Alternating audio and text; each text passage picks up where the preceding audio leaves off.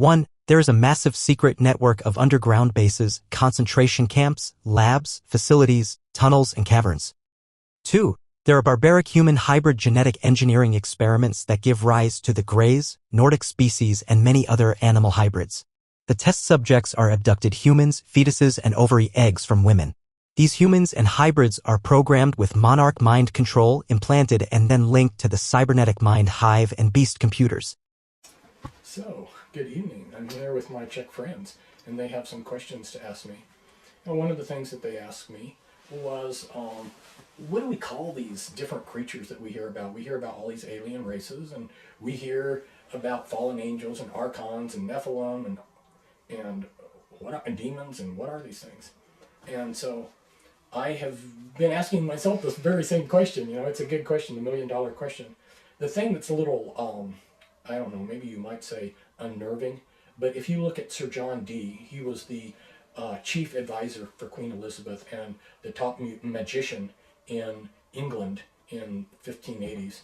And he conjured up, using magic, he conjured up a spirit or a demon that looks exactly like a gray alien.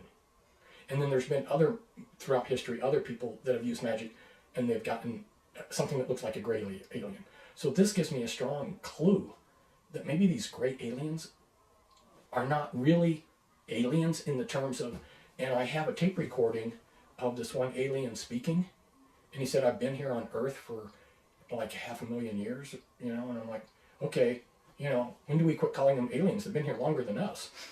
We're more alien than them. I mean, they've been here longer than us. You know, I've got a lot of information, but I still ask myself, you know, because the Greys, as I constantly get information in that the Greys are like manufactured, the small Greys are manufactured in factories. You know, they have a hive mind that's computer run and everything. And so those sound very much like something that's actually biologically alive and not a demon that's conjured. So what is it that, why would Sir John Dee, you know, conjure up a demon like that? Or did he not conjure it up and somehow the gray alien came to him and he just said that he conjured it up? I don't know. It's a mystery to me too, because could it be that what Sir John Dee created is, even though it looks like a gray alien, is different than the gray aliens that are being produced now? And who is producing these gray aliens? Is it the tall grays, or is it like some secret government? I don't know. These are all, you know, and I can tell you what different people have told me, what different witnesses, and yet, at what point I don't know what to do with a lot of the testimony people have given me. I will share some of this, which I haven't done before, because I don't know how to sort it out myself. It's like Phil Snyder that I mentioned today. Phil said that he had been in the underground.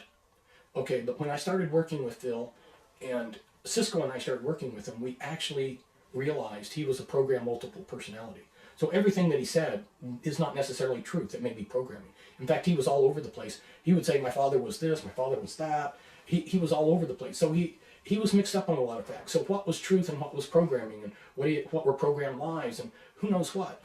But we started to break down his programming and get to his deeper Illuminati altars, and then he was to come over to my house, and the day before he was to come over to my house, they killed him.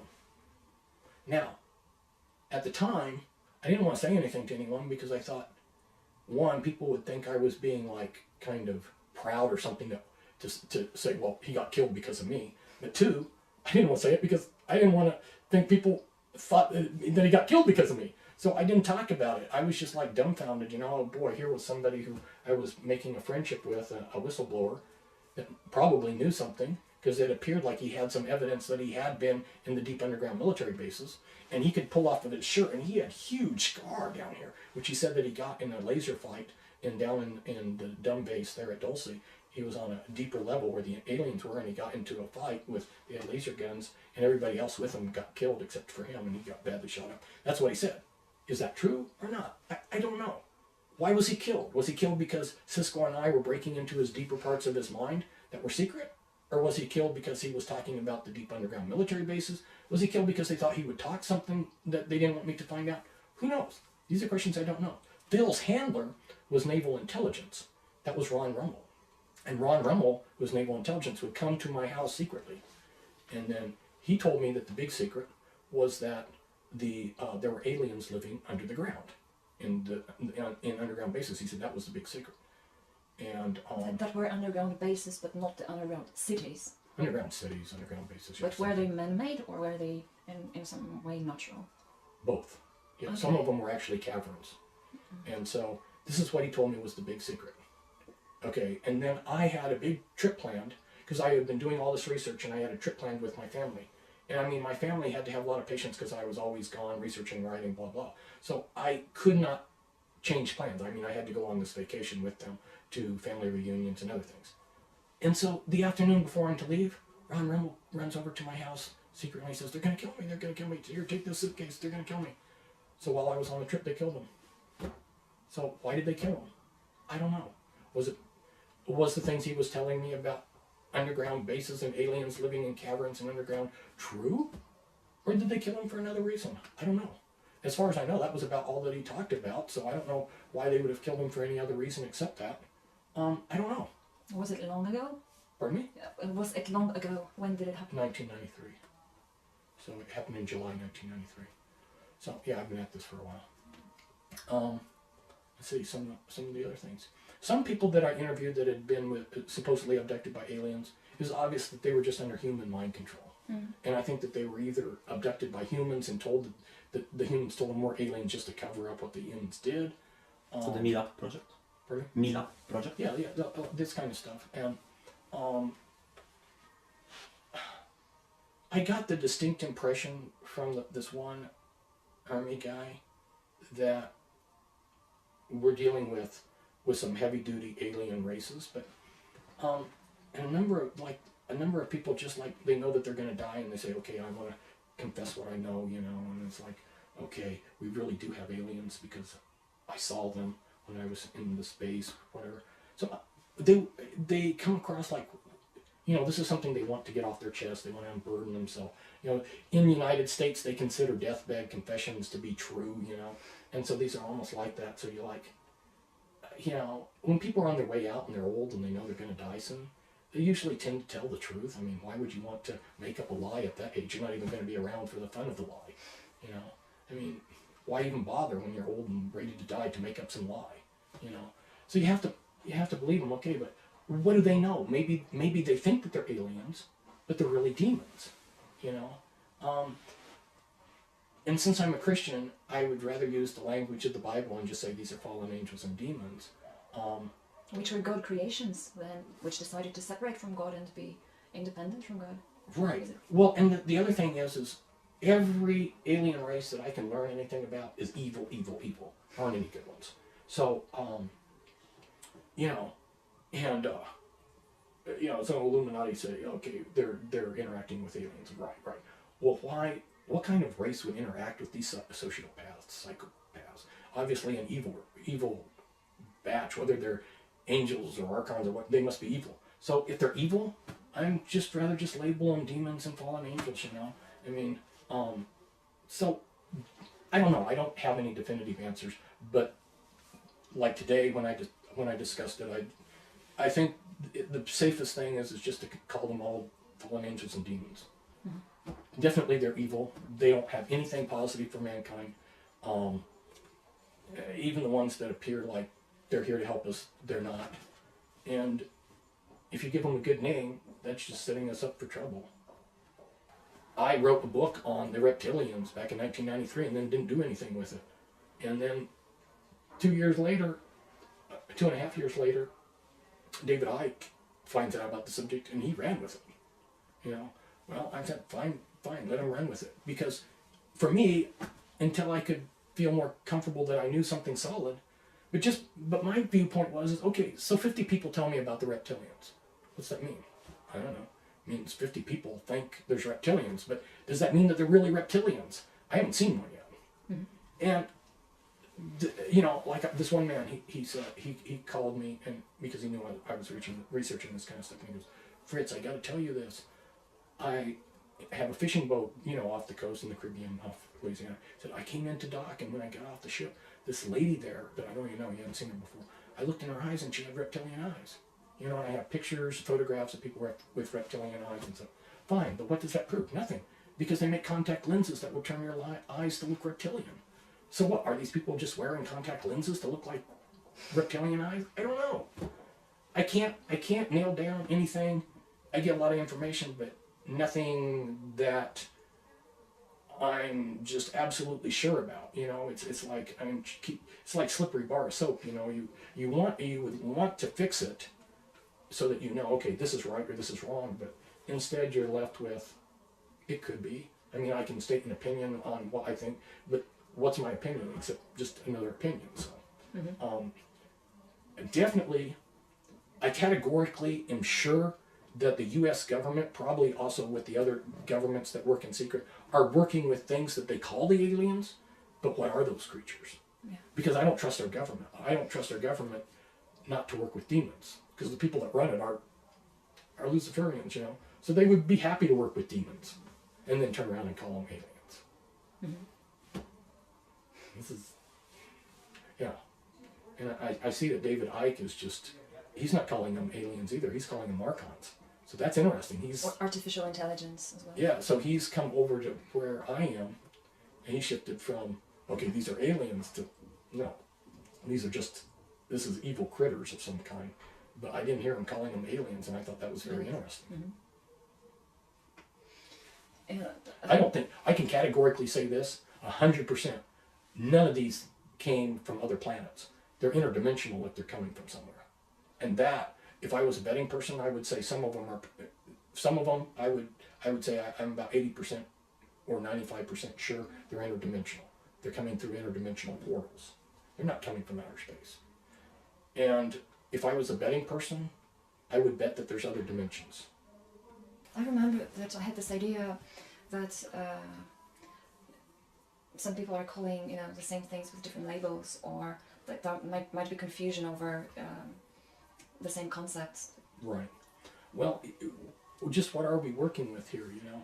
And then David Icke says, okay, these people are shape-shifting. They're reptilians, they're shape-shifting. And I don't know exactly what to do with that concept either, because like the people I worked with that were getting out of the Illuminati, they were definitely just people. They weren't shapeshifters. And so I can categorically say I know that not everybody in the Illuminati is some pseudo person that's actually a reptilian that shapeshifts. But I'm not totally convinced. I mean, I've looked at some film of some of these people. If they're not shapeshifting, I don't understand what's happening then. It definitely looks like every now and then some of these people shapeshift. It's really scary. Have you seen the scenes? Have you seen the film? Oh, yeah. They're like filming somebody, and you watch their eyes, and their eyes shift reptilian. Well, that is not contact lenses. No. And then their tongues come out, and they've got snake tongues. Yeah. So that gives a lot of credibility to what David Icke is saying. That these they're just pretend. In fact, I look at Obama sometimes. He doesn't look human to me. By intuition, do you mean that this is what your intuition tells you? Well, a combination, intuition or just looking. There's something about him that is just creepy that doesn't look human. He's just got a cold-bloodedness. It's almost like you're seeing something reptilian there. Yeah, if I was a betting person, just had to bet, I would bet that he's not human. But so yeah, I give credibility to the concept that there are reptilians. I just don't know how many there are. I can't buy into the idea that all in the Illuminati are. But there may be some. Or are we looking at like doubles? Like, is it possible that there's a Queen of England who's a person, and then there's a reptilian that pretends to be the Queen of England? And do you mean clones by saying doubles, or other people that pretend to just doubles from some way? I know that they have the ability to make robotoids. I know they have the ability to make clones. I know they have the ability to take people and like do plastic surgery and make doubles that way. So yeah, I don't know. Again, you're left with the question, which way did they go making this? Book overview. MILABS was the first book to document the evidence connecting covert military mind control and the alien abduction phenomenon. In this well-documented book, the authors review top-secret mind control projects Artichoke and MKUltra and utilize unclassified documents, photos, and first-hand testimony to expose the shocking story behind alien abductions. The authors take an in-depth look at the history of behavioral modification experiments, focusing on alleged kidnappings of alien abductees by covert military intelligence personnel. The book touches on the activities of black helicopters in connection with UFO contactees and otherworldly journeys to what actually appear to be underground military facilities. Are we heading toward a controlled society that applies what has been learned in these sinister MILABS experiments, such as remotely monitored human implants for tracking and surveillance and genetic manipulation? If you think you know the truth about alien abductions, think again. MILABS will open your eyes to the dark forces linking mind control, flying saucers, and the abduction/mutilation phenomenon. Jeff Rense interviewing Dr. Helmut Lammer in July 11, 1999. They also go over the documented X-rays. In the second half of the program, author and alleged alien abductee Whitley Strieber talks about his recovered memories of a child which included missing time and abuse. Whitley wonders if he was part of a top-secret program with other gifted children that included the implantation of screen memories. Dr. Lammer has a PhD in geophysics and works at the Austrian Space Research Institute as a planetary physicist and scientist on various space projects. He has published many scientific papers in prestigious scientific journals such as the Journal of Geophysical Research, Geophysical Research Letters, and Planetary and Space Science. Dr. Lammer is a member of the European Geophysical Society, the EGS, and the New York Academy of Sciences. This is an extraordinary book. Let me read from the back cover, just to give you a little bit more background. It is the first book to document the amazing evidence, capital E, connecting covert military mind control and the alien abduction phenomenon. In this well-documented book, the authors review former top-secret mind control projects, such as Artichoke and MKUltra, and utilized little-known formerly classified documentation, photographs, X-rays, and they are extraordinary, illustrations, and first-hand testimony to expose the shocking story behind the abduction phenomenon. The authors take a detailed, in-depth look at, among other things in this book, documented history of secret mind and behavior control experiments, alleged kidnappings of alien abductees by covert military intelligence personnel, activities of black helicopters in connection with abduction experiences, otherworldly journeys and military background facilities toward a controlled society, implants and their application to MILABS and future warfare, and the genetic aspects of MILABS in general. If you think you know the truth about the alien abduction history and phenomenon, think again. MILABS will open your eyes to the sinister connections between mind control and the abduction phenomenon. Dr. Lammer, can you hear me all right? Yes, hello. Good morning, sir. And morning, yeah. Nice to talk to you. You're 160 kilometers from Vienna. Yes. Beautiful country. Yes, you said I'm a geophysicist. I'm worked on several atmospheric science projects. Yes. And that was how I got involved in my free time in UFO research. And because I thought, is there something real going on in this interesting topic? And so I began first to interest me in the physics behind the UFO phenomena. Yes. And then I began to interest me also in related phenomena like the alien abduction phenomenon. Let me stop, Dr. Lammer. Let me ask you first, just to set the table for our listeners. Do you accept that we are being visited by other intelligences? Is the UFO phenomenon real to you? Yeah, what I can say is that one must make it a little bit different. At first, I believe that there is a lot of evidence that there is a real phenomenon, a physical phenomenon of some sightings, of UFO sightings. Yes. And there is also a percentage of unexplained cases concerning these abductions. But it's at the time, it's very difficult to say that we are really visited or not. But I'm open-minded, and probably some alien abductions are done by real Yes. from outer space or elsewhere. Okay, so that was my next question. You are not closed to the concept that some abductions are, in fact, possibly being done by alien visitors. Yeah. Okay. Yeah. Probably, but I cannot say for sure that this is going on. Right. Maybe there are some unexplained psychological phenomena also. If you look on a scientific point of view at this phenomena, then you must be open-minded. But if I say for sure there are real aliens, then it's a little bit more a belief system. Well, there's a lot of that going on, for sure. This is an extraordinary book. Again, the title is MILABS, MILABS, Military Mind Control and Alien Abduction. Okay. Yeah. How long does your research indicate that the military may have been involved with using the ET excuse to cover its own abduction events? Yeah, it's about 4 years. Okay. 4 years. 4 years. Yeah. And what happened before that then with all the abduction stories? What would they be if the military was not involved, or do you think the military was involved prior to that time? Why 4 years? I researched 4 years. Oh, okay, that's the scope of your research. How long is the military? There's evidence how long the military uses this. It's a little bit longer. Okay. I believe it's about the mid-'80s, since the mid-'80s. All right. All right. Where there are a little bit 15 years or so, and in the past years there is more and more evidence about this. Yes.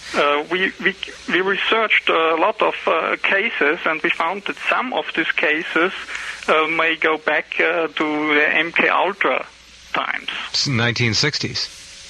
Yeah, 70s or so. There is another excuse put out there by skeptics and debunkers, which certainly does play a role in some abduction reports, and that's called the sleep paralysis issue. Is the sleep paralysis issue something that the military is able to use in its work, or is it something? Go ahead. Yeah, there are some evidence that they develop weapons which you can alter brain waves. You can paralyze people. These exotic weapons, which are called non-lethal weapons or directed energy weapons of such kind. And if you investigate this, then you will see that these weapons are developed also, have their origin also in the old mind control project, some of these weapons. Yes, sleep paralysis by itself is a natural phenomenon, but what you're saying is that technology exists to duplicate many of the characteristics of sleep paralysis. Yeah. Okay. What's interesting is in this military, in this MILAB cases, we reviewed also or researched cases all over the world, and it's specific in the Northern American part, in the U.S., and some cases are also in Canada, but we have not found cases in Australia or Europe. But there are also usual alien abduction cases here. That's very interesting, because it's my opinion, if these MILAB cases poor or also hallucinations or some kind of stuff, psychological stuff, then why do we not have such cases here in Europe or in other parts of the world? What similarities do you find worldwide between abductees? What similarities? Most of them have usual alien abduction experiences. After this abduction experiences, helicopters, mostly dark, unmarked helicopters, appear about their houses or some flats, and then shortly after the helicopters began to have an interest in these abductees, some of them have traumatic flashbacks and recalls, also of kidnapping by humans dressed in military clothes. Yes. Some of them have their identifiers removed from their uniforms. Of course, that nobody can see from which agency probably they are. Yes. And then they have also dramatic flashbacks that they were escorted by people in white lab coats and some in military clothes to halls, to gangways. Yes. They were taken to some lifts where they go underground. This suggests that they were taken to some secret facility, underground facility, and some of them see also hangars with military planes or helicopters inside. Then they report that they were examined by human doctors. That's right. Quite similar procedure than people report during usual alien abduction experiences, but the difference is that here their kidnappers or abductors are real humans. Now, not aliens. Yes. Now So some of them report also brainwashing procedures and all this kind of stuff. Extraordinary. There are 1,000 questions which we'll get to as many as we can in the program.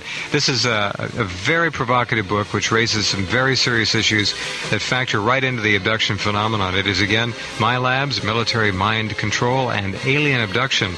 My guest, Dr. Helmut Lammer, is live and direct from 160 kilometers just outside Vienna. And we'll be right back.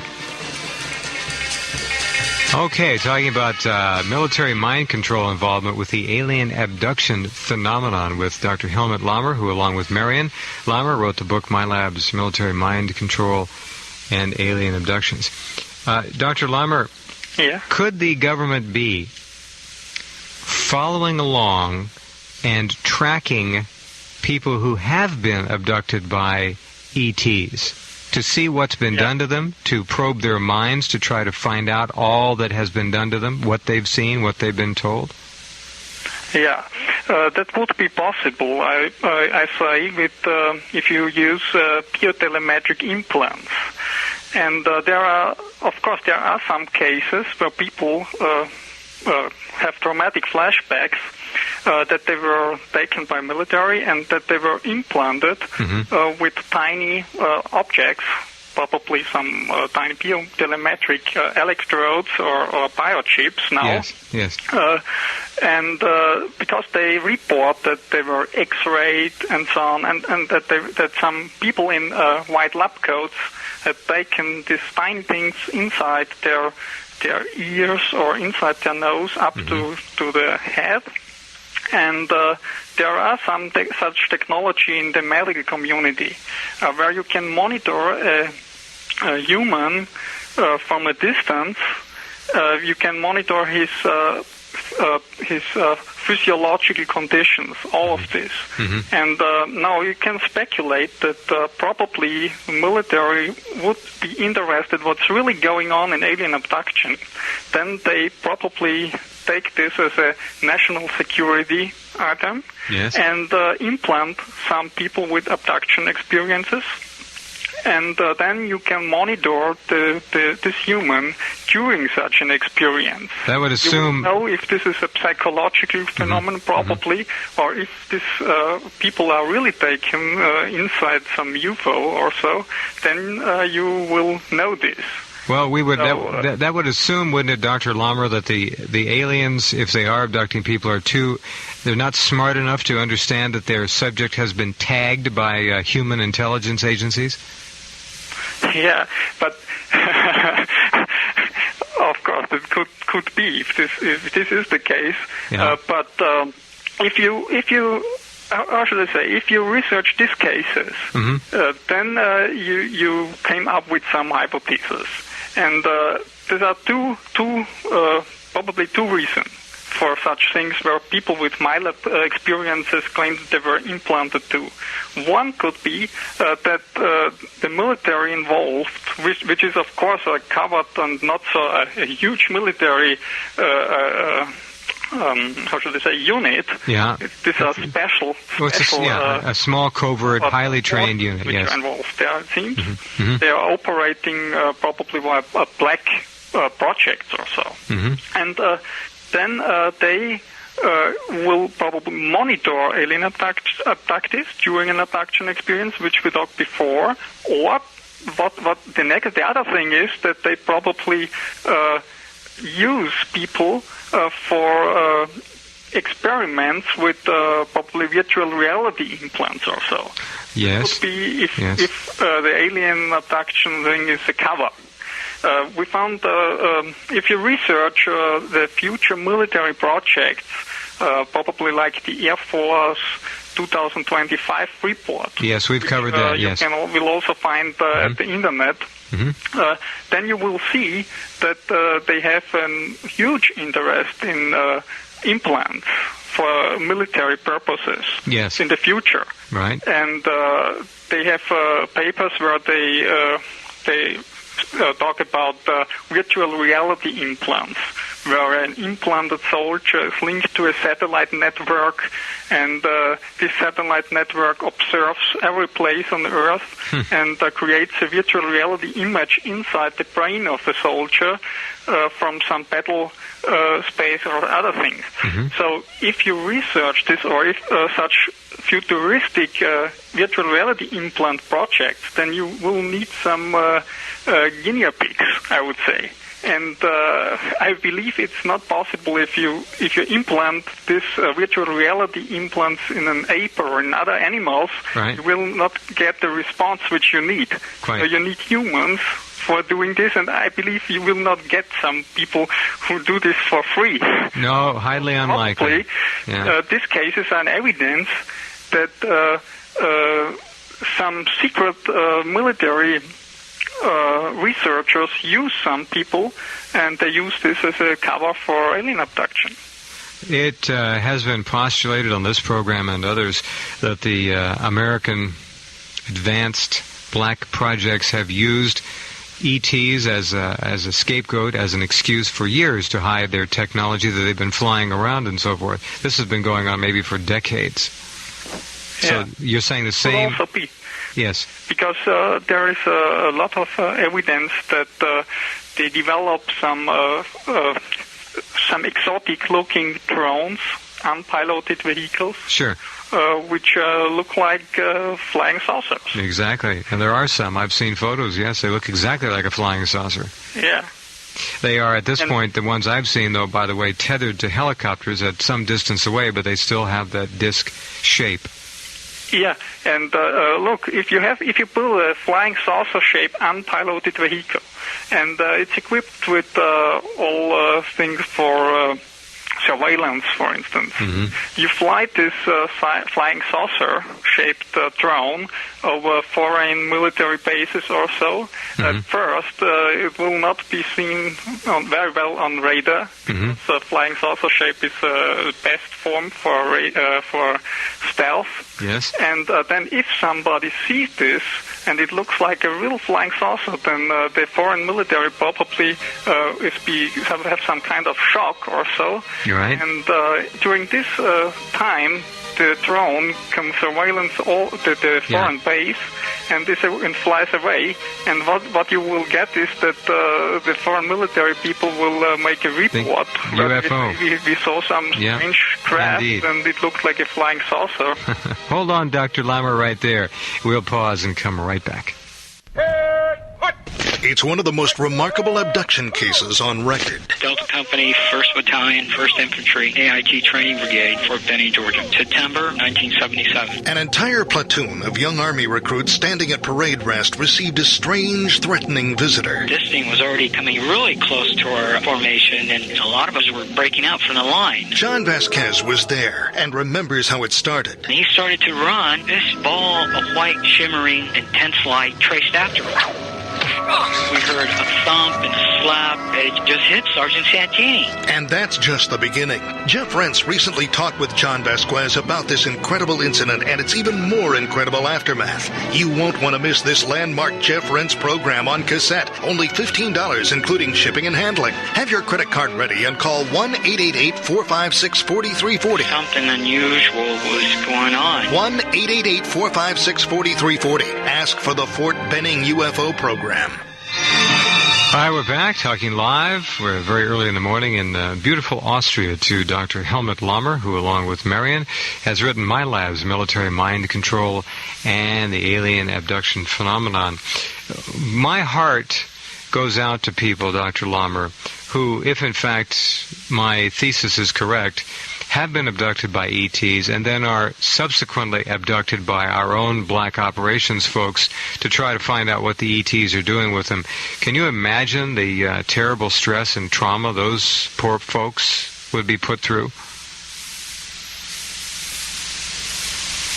People have the problem is what I have not understand was that you have since about the 60s or so in the US and also in Europe, you have this usual alien abduction cases, and there are many researchers who research this, but nobody reported these cases where people claim also that they were harassed and also kidnapped by covert military. So it needed a long time that abductees self began to report this. And it's interesting that well-known researchers have ignored these cases, because I believe it's very, very important if we have such cases, because if one can document that covert human military forces are involved in this phenomenon, then you will have a problem of national security in this alien abduction phenomenon. Because first, like other researchers, like probably Professor David Jacobs wrote that alien abductions are a great threat to humanity. So if this would really be true, then I believe that the military would know this, and therefore they would not.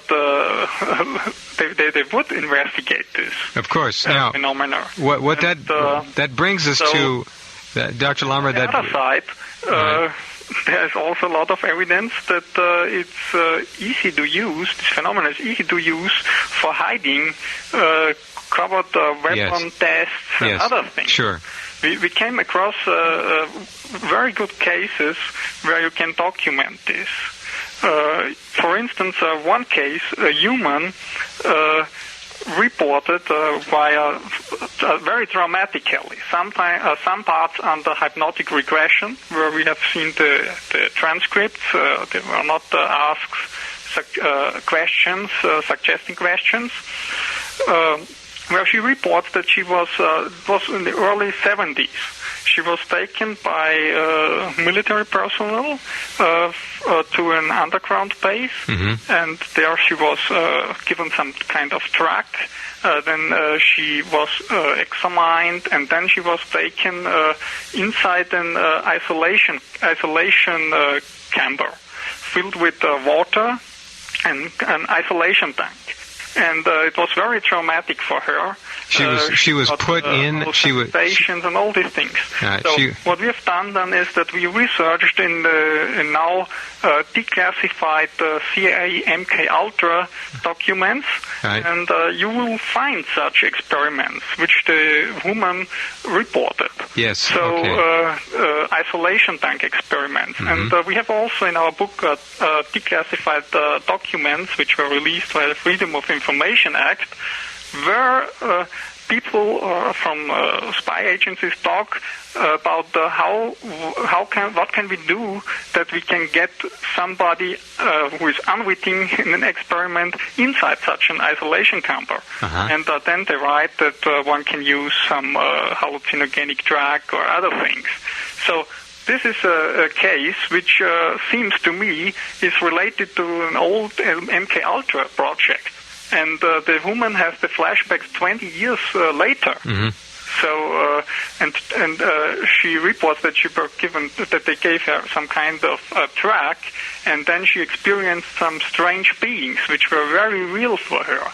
And it's well known that hallucinogenic drugs can produce some mental images of non-human beings. So this is, as I said before, this case seems to me is related to these old experiments. Can it? I'm not sure if we have a great connection. You sound clear. I'm not sure if you can hear me too well at times, so forgive me for interrupting you if I do. There are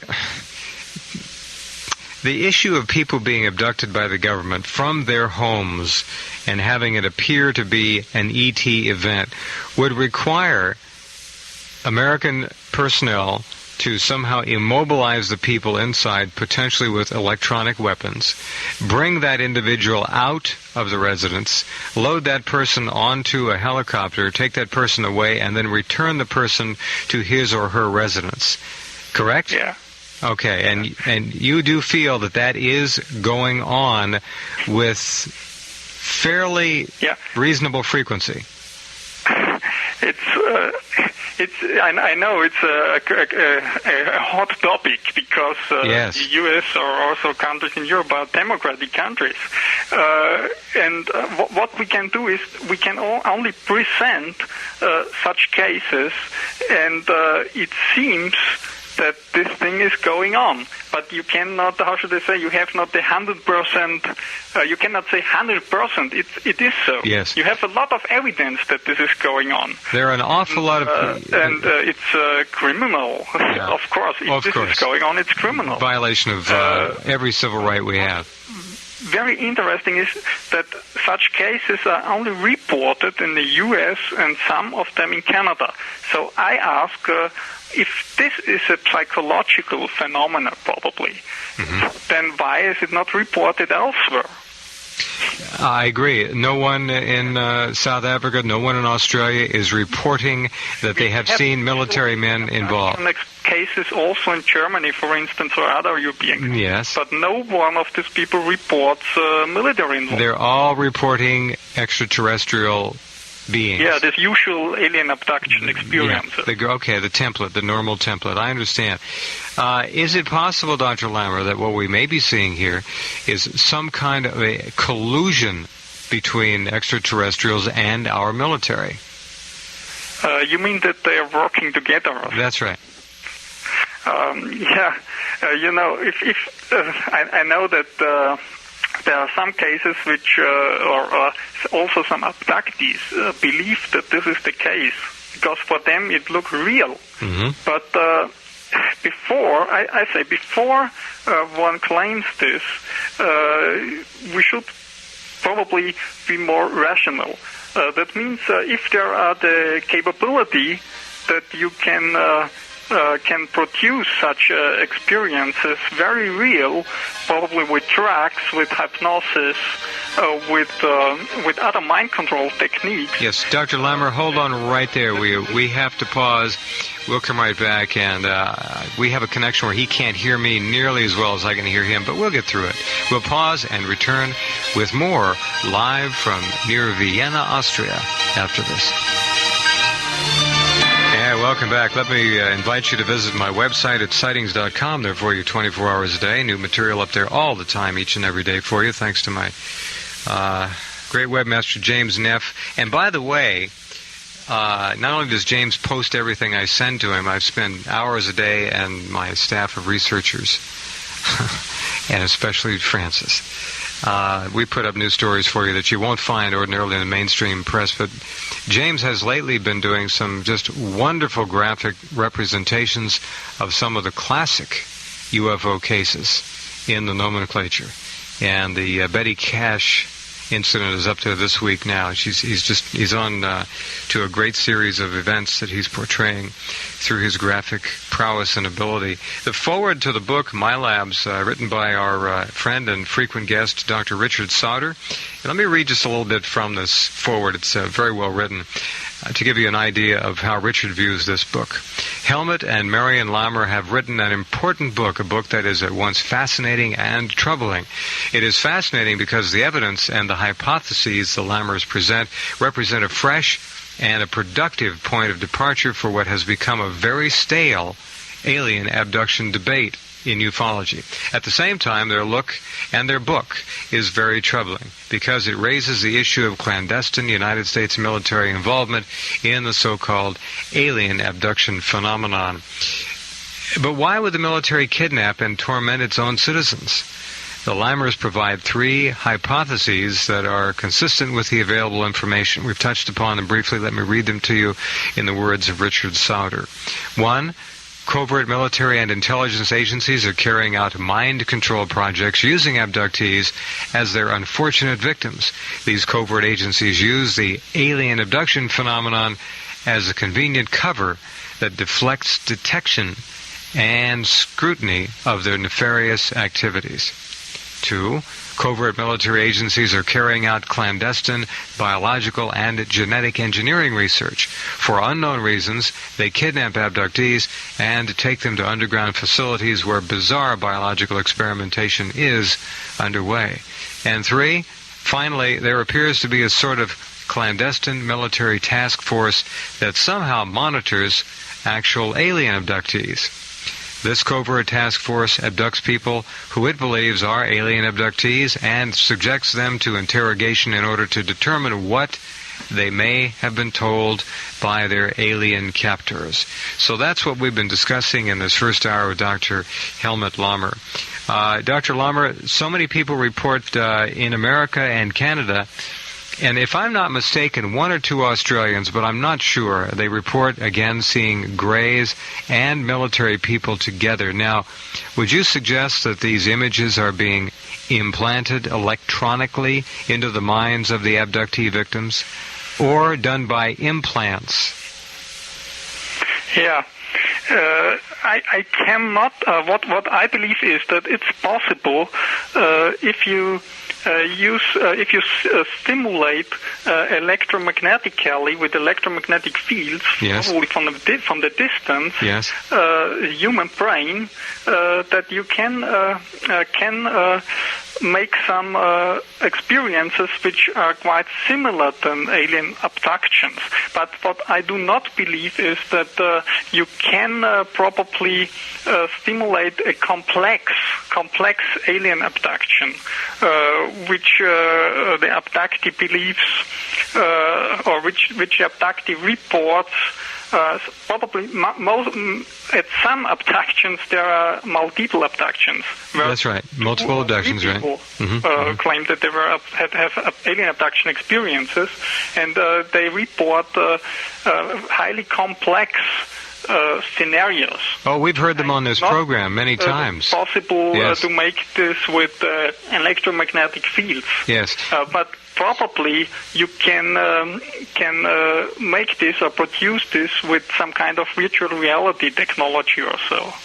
I have heard so many people over the years of doing this work describe in great detail, as you just said, specific procedures, specific events, which are very, very difficult for me to imagine to be implantable that easily in people's minds. Now, in your book are a number of photographs, and they clearly show implanted devices in people. Yeah. No question about it. These devices are implanted in people who are not involved in alien abduction. Right. These are just normal human guinea pigs who are not actual ET abductees. They're just normal folks who get implanted. Now, do we know what these particular implants are in there for? And oh, by the way, let me ask another question. Are they always done, these implants, to your knowledge or your research, under the guise of an abduction, or could some be done during a, quote, normal surgical procedure? Yeah. Some of them are done under normal conditions, quite normal conditions. People probably came to a hospital. Yes. And for some reason. Yes, yes. And after this, they began to realize that something strange is going on in their head. And then they were implanted in a hospital. Others do not know how they got their implant. This suggests that somebody has given them some drug or other thing and implanted them probably via the nose or so, which is very easy to do. It's a common neurological procedure. And so... can happen either way. It can happen either way, in other words. Yeah.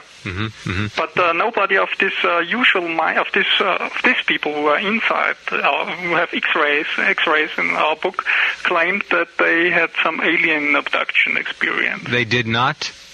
They did not. Okay, now what about going... The people with the X-rays. I understand. What about those people with X-rays, Dr. Lammer, going in and having these implants taken out? Yeah, that's a problem. You will not find doctors who remove these implants. Some of them are inside the brain, and they have statements from doctors, medical doctors, that this seems like radio transmitters or some electrodes, right? But it's not so easy to get the doctor who removes this. Are these objects? Because it could be a risk that yes. The person will get some brain damage or so. All right, so we have the ability in your research to implant objects in people's brains and put them in a place where it would be doggone difficult to get them out again without risking the patient's life or brain damage, correct? Yeah. All right. Okay, this is fascinating. Now, what about X-rays that show perhaps non-human implants? Have you come across any of those? You know the work of Dr. Lear? Yeah, I know the work sure. of Daryl Sims and Dr. Lear. Yeah, for these cases, it's how should I say? How do you know how an alien implant works, or how an alien implant looks like? That's not easy, right? To understand this. So it's also not easy to how should I say? To say that this is an alien implant. Probably it's a some natural thing which goes inside the body or so. I don't know how. It's not easy to how should I say to research this. Yes, I know. Sooner or later, though, you must analyze this, right. And you will not know how this works if it's real alien implant. Now, with respect to Dr. The technology is probably so far away from our technology, so we will not understand it. Yeah, I would think that the implants that aliens would put in there would probably not look a whole lot like ours, which would appear to be relatively rudimentary in terms of advanced science and ETs. Yeah. What the next thing is, or the next problem is, the X-rays which we have in our books show very good the foreign objects, and these objects are more older implants, which are greater, which can be seen on X-rays, because the people are claiming that they were implanted during the 70s, during the 80s or so. But nowadays you have a more advanced technology, probably, which you will not anymore see in an X-ray. And that's right. If you have today, you have probably some biochip, which is of a material which could not be seen on an X-ray, probably, or it's very, very small. So. That's also one problem. I understand. Now, the work of Dr. Sims and Daryl Sims and Dr. Lear showed identical implants from a couple of different people, some of them going back 30, 35 years, and they looked like a small letter T, as you remember. Yeah, I know. Yeah. And you have one... strange objects, but they are strange objects, but how should I say? You cannot conclude, it's my opinion, that these are real alien implants. No, and I don't think either Sims or Lear would say they have proof that these are alien implants either. They don't know what they have at this point. There's one very good X-ray picture in here. We're coming up on our 1-hour break here, and we'll take calls after the hour. In fact, I'll read this right after the hour break. Our number here is 1-800-850-5043. We are talking with Dr. Helmut Lammer, live from Austria. He has written the first book on military mind control and alien abductions as perhaps being confused and one using the other as a cover. So if you think you may have information that you'd like to contribute, questions to ask and so forth, go ahead and give us a call. We'll be back with another hour. Dr. Lammer, our website at sightings.com, they're for you right now. And, boy, looking at these pictures, we'll read a couple of captions from some of the X-ray pictures in the book and talk about more subjects regarding the implantation of unwilling human beings by other human beings, and perhaps those other fellows, too, that come down to visit. We'll be back after this. And we're off hour number 2, looking at some of the X-ray photographs in MILABS, Military Mind Control and Alien Abductions by Dr. Helmut Lammer, Lammer, and Marian Lammer. Fascinating. During this hour with Dr. Lammer, we're going to talk more about his book. We can't begin to cover all of it, but we'll give you another idea or two about what are some of the other dimensions in it. Dr. Lammer, I'm going to look at some of the X-rays now and just read a caption or two for you to comment on here. Well, there are several. Let me find the one I'm looking for now. This one is of a skull with two, not one but two objects in it. There it is. It's page 124 in case any of you have the book. This X-ray shows implants in the cavities near the cochlears of both ears of Mrs. Janine Jones. Mrs. Jones' parents were Norma and Reginald Paul Phillips, the latter a prominent politician and Chief Justice of Western Samoa. She was adopted after the implant surgery in 1949. Her natural and adopted parents had backgrounds in the military. Upon her birth at Lower Hutt Hospital, she was taken unwashed, wrapped in cloth, straight into an operating room where she was put on a life support system.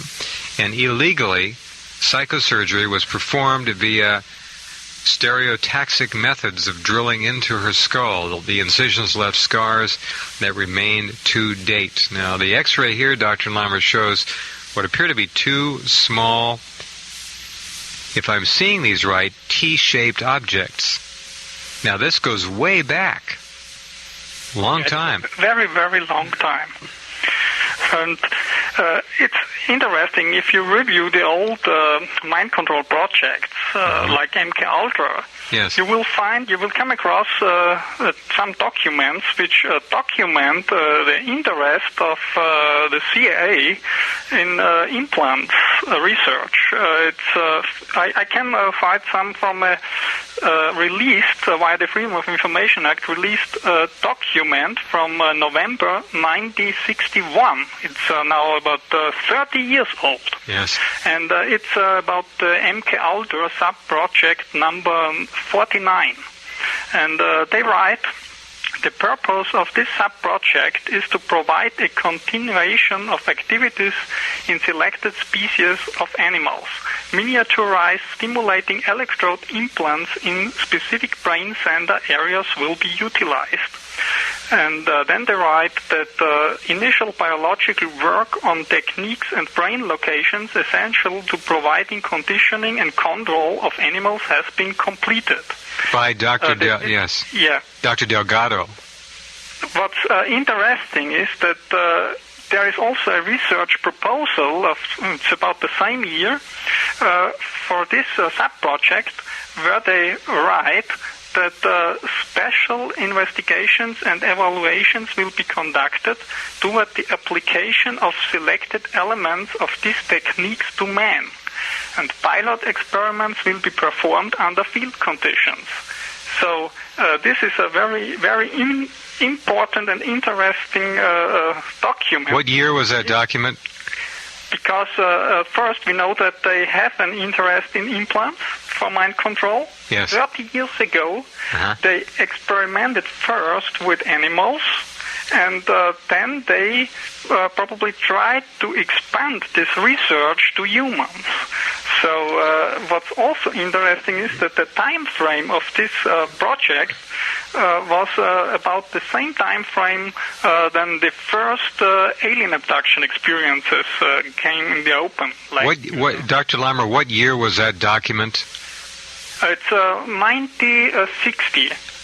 1960. 1960. It's 30 years ago.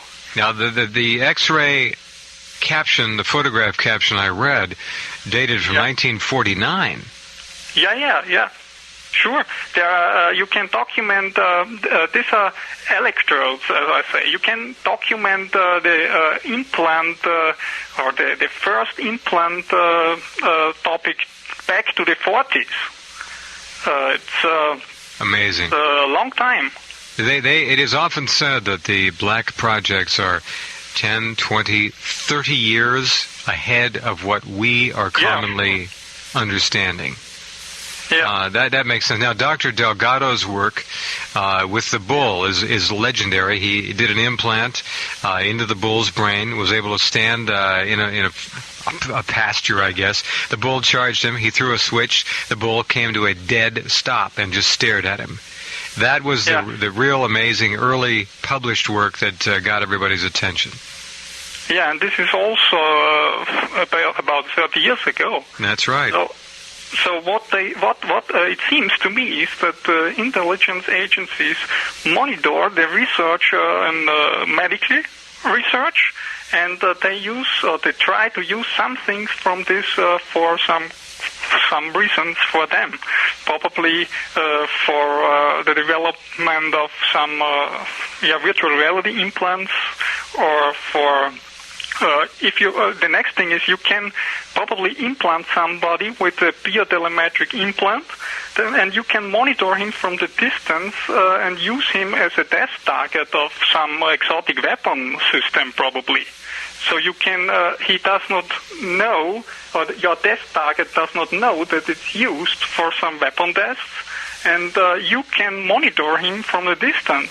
You will know how much you expose him, probably with microwaves or other energy. Yes. And you can monitor his physiological condition very well from the distance, probably. We also would be possible, but the next problem is if they are doing this in reality.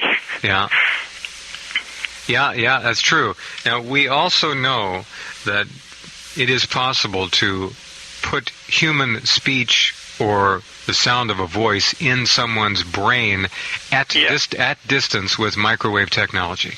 Yeah. Without the implants. You can just put the sound right in there. Yeah. There is a patent. It's from 1989, where it describes.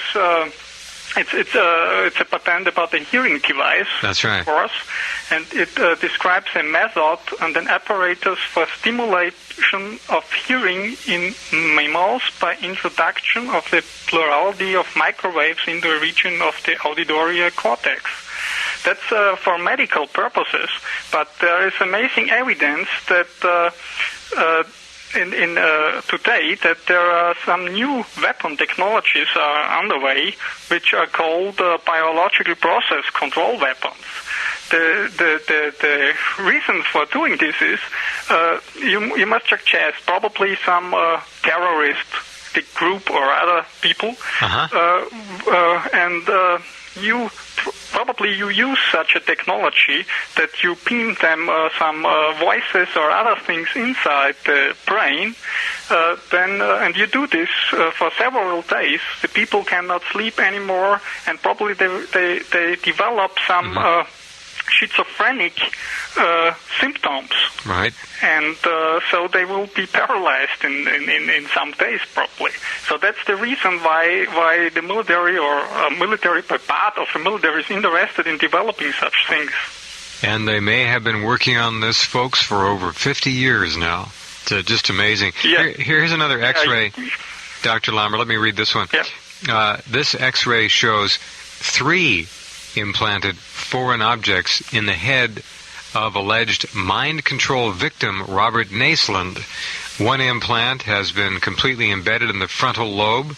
Naisland claims that he got these implants on different occasions during the 1970s in Stockholm, Sweden, while he was under arrest. So again, we have that prison aspect, and there are reports that prisoners have been used for decades for this kind of research. They'll be taken in for surgery for a sinus condition or something and implanted. Do you have any data to support that? Yes, there is a lot of interest. There's also interest in such projects, I would say. First, there are some papers from the law papers where people write about this, that you can probably you implant somebody with some device like Jose Delgado developed, which you talked before, where he stopped the pool in Spain. So if you have a dangerous prisoner and he's implanted, then you can you will push on the button and he will be quiet. That's the idea of some of yes. This researchers. This concept of making violent, dangerous prisoners compliant through implants is coming closer all the time. We now have the shock belts that are used on some, and then we have the ankle devices which are allowing prisoners to be released into their homes, but they can be tracked by satellite 24 hours a day. We're getting closer and closer to the institutionalization of implanted chips to keep prisoners under control. That's probably coming. Yeah, I believe that this will be coming. If you review all the papers which are in the open literature, you will see that that they now begin to use the global positioning system for this virtual prison system. Virtual prison. Well, it's turning the whole planet into a prison, Dr. Lammer. It's what's happening. We'll be back. Wonder how many listening tonight have implants. Who knows? All right, back, and this is indeed one of the most extraordinary books of quite some time, Military Mind Control and Alien Abduction, MILABS. And the x-rays in here are more than intriguing. Here's one more we'll do. Alleged British mind control victim Ntumba, that's N''T-U-M-B-A, Ntumba, has x-rays in his possession that were reviewed by medical experts in Stockholm. The doctors confirmed that a transmitter had been implanted in his left nostril. Furthermore, one can see that electrodes placed in the occipital lobe are blocking the blood flow behind their delimitation where the oxygen depletion is caused, as well as his frontal brain just above the implanted transmitter. Moreover, Mr. Ntumba has obviously been anesthetized without his knowledge so that this implantation could be performed. In the history of ET abductions, we have so many reports of nosebleeds in the morning. Dr. Lammer, as you well know, is it usually the left nostril or the right, or does it go back and forth? That's. I find this a very interesting question and very important, because I believe that the similarity is very interesting, because I do not believe that the usual alien abductee, which could probably have no medical knowledge or so, and he or she describes such an operation during hypnosis sometimes, that an alien implanted her some tiny object through the nose, up to the nose, inside the brain, and if you find later, or if you know that this is a usual terrestrial or how should I say, method for bringing up some tiny implants inside the brain, then it's very, very important, because then I believe that this abductee will not have had an hallucination or so. Right. Because if you... That's also very interesting, because if these are real aliens, then it's also very important, because then she reported how an alien being implanted her, and on the other side, if the alien is a cover, then somewhere else implanted her. So it could probably be a real event, That's a very important thing. Yeah. If they have a hallucination, then they can report that the alien or somewhere else implanted them up through the top of the head or sideways or another part of her head. Sure. So. And yet we have found found evidence of implants in toes, in hands, in legs, in other parts of the body as well. Yeah, that's for if you probably that's the cases of these alleged alien implants which were removed now. Yes. It's the same for if you talk about terrestrial implants, and you will take a tracking device. Then you can also use other body parts, I would say. Mm-hmm. For instance, the Israeli Secret Service, Mossad, developed a tracking implant, an implanted device for tracking applications, which can now be purchased commercially in Italy. Right. It was reported in various newspapers in Europe and probably also in the United States in November 1998. Is that for pets or for people? This implant can now be purchased by usual people. So. Oh no, it was for people. I remember. Yeah. This implant will not be implanted in the brain. Yeah. Because you don't need this for some monitoring of brain activity or physiological activity of the body. These were locators for tracking. Tracking, right? They were implant this in some other body part. Yeah. This was done by executives, corporate executives who wanted to be sure that they were trackable if they happen to be kidnapped. Yeah. Now, Dr. Lammer, go ahead. The purpose for this tracking device was, or that now they sell this in Italy, is for people which are work in security position or political high sensibility positions, probably, or other people who are very, very rich or so, that they can be tracked if they are being kidnapped. Well, one wonders if the families of the rich and famous will have their entire families implanted, children especially, who are often targets, yeah. What is, Dr. Lammer, the interface between your book and the so-called animal mutilation phenomenon? Yeah. I researched, as I said before, also the black helicopter phenomena, because we know that during the 60s and 70s, a lot of these black helicopter or unmarked helicopters were seen near animal mutilation sites. And during the since the mid-80s or so, also people with this MILAB experiences reported the same jobless near their houses and so on. So they seem to be related to this military operations, these covert military operations.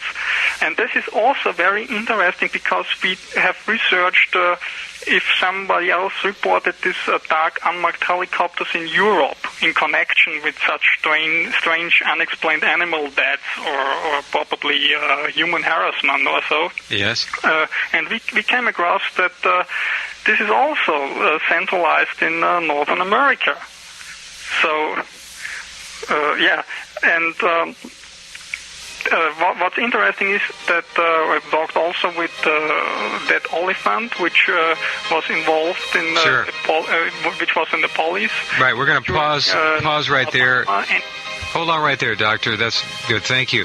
We're a little bit difficult hearing each other, as you can tell, but we're getting through this in fine form. He is in Austria. I am in Santa Barbara. There's a little bit of a difference there. Dr. Helmut Lammer, his book, MILABS. We'll be right back. All right, we're back talking live to Dr. Helmut Lammer very early in the morning in beautiful Austria, about 140 kilometers from Vienna. You started to mention Ted Oliphant, the former police officer who worked down in Alabama investigating so many of the mutilations. Doctor, go ahead with that, please. Yeah, and he told me that at first, before the first mutilation cases occurred, also sightings of strange unmarked helicopters appear, and they have some of these helicopters on film. Yes. Also, well-known researcher Linda Moulton Howe reported this in her documentaries. Sure. And after some time, suddenly also strange lights appeared. So it seems that the mutilations and the helicopters and also strange lights, shape-shifting lights, which we have also some picture in our book, they are connected somewhere. And this could also be, for one reason, if there is really an unexplained phenomenon involved, probably some alien mutilations, then the same covert military units which have an interest for alien abductees, for some alien abductees, will have an interest in these mutilation cases. Therefore, the same helicopters would appear in such places. Are we looking at the final field work in preparation toward a completely controlled society? We'll start with prisoners.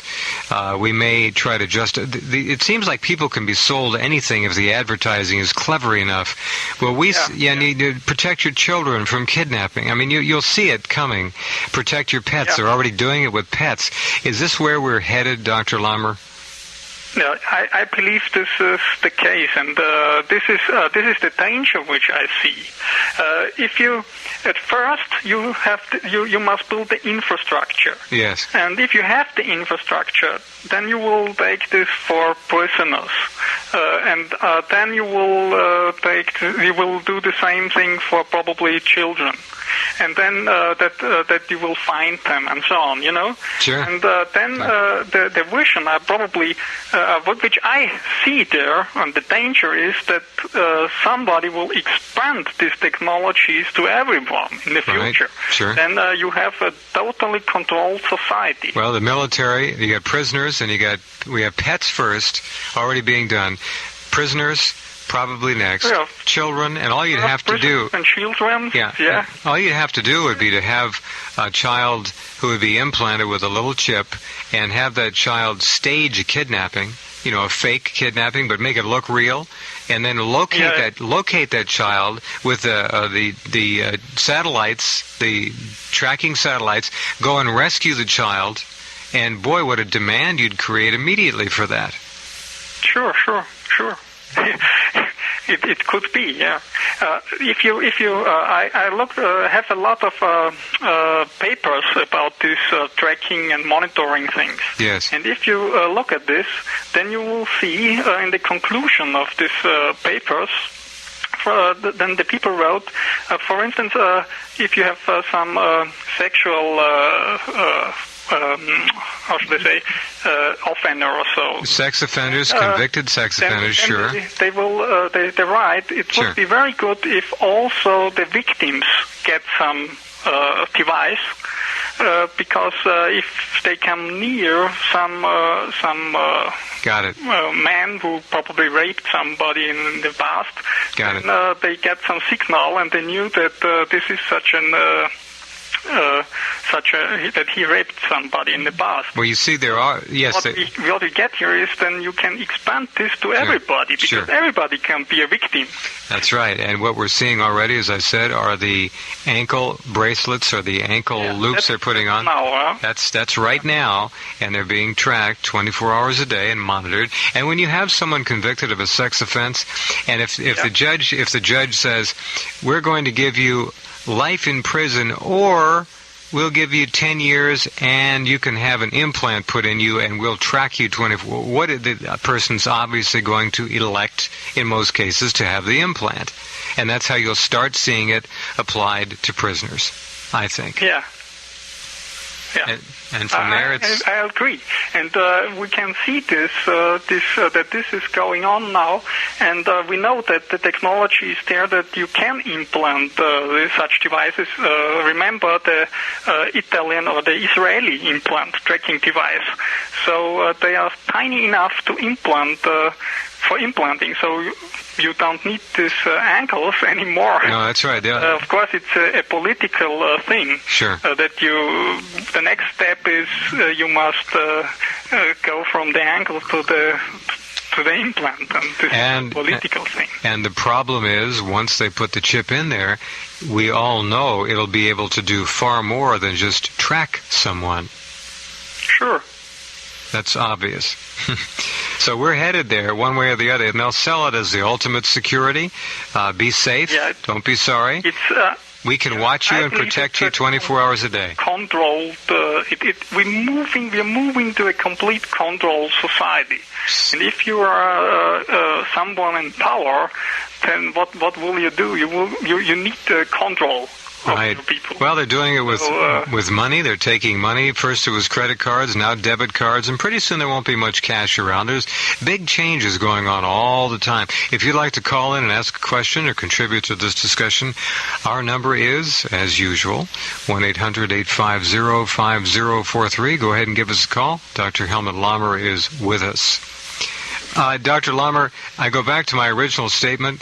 If we are implanting humans, and we certainly are, and if we are monitoring abductees who are being taken by extraterrestrials, it would seem to me that the aliens would be able to notice quite easily if we had put in one of our, probably in comparison, rather primitive devices, no? Yeah, but that it could be. you are right. But it's also interesting that we have cases where it seems to me that the military looks for alien implants, because there are cases where the people claim that they had an alien abduction experience, and shortly after they have a military experience where they report that they were X-rayed and that MRIs were taken. Yeah. So it seemed to me that somebody monitored the abductees and came shortly after the alien abduction experience and looked for implants or something. Why do they need X-rays or make X-rays or MRIs? We haven't even begun to talk about the idea of remote mass electronic mind control of people, which is beyond implants. So they've got that whole paradigm to throw at us as well. We'll be back in just a couple of minutes with Dr. Helmut Lammer. 1-800-850-5043. If you'd like to call in, lines are open.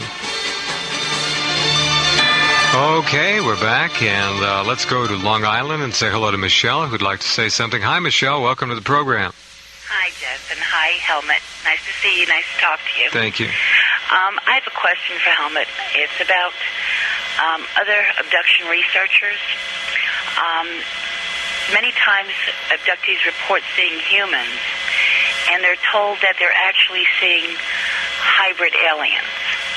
And I'd like to know what Helmut thinks about this, and if he thinks that possibly other researchers aren't looking as far into this as they could.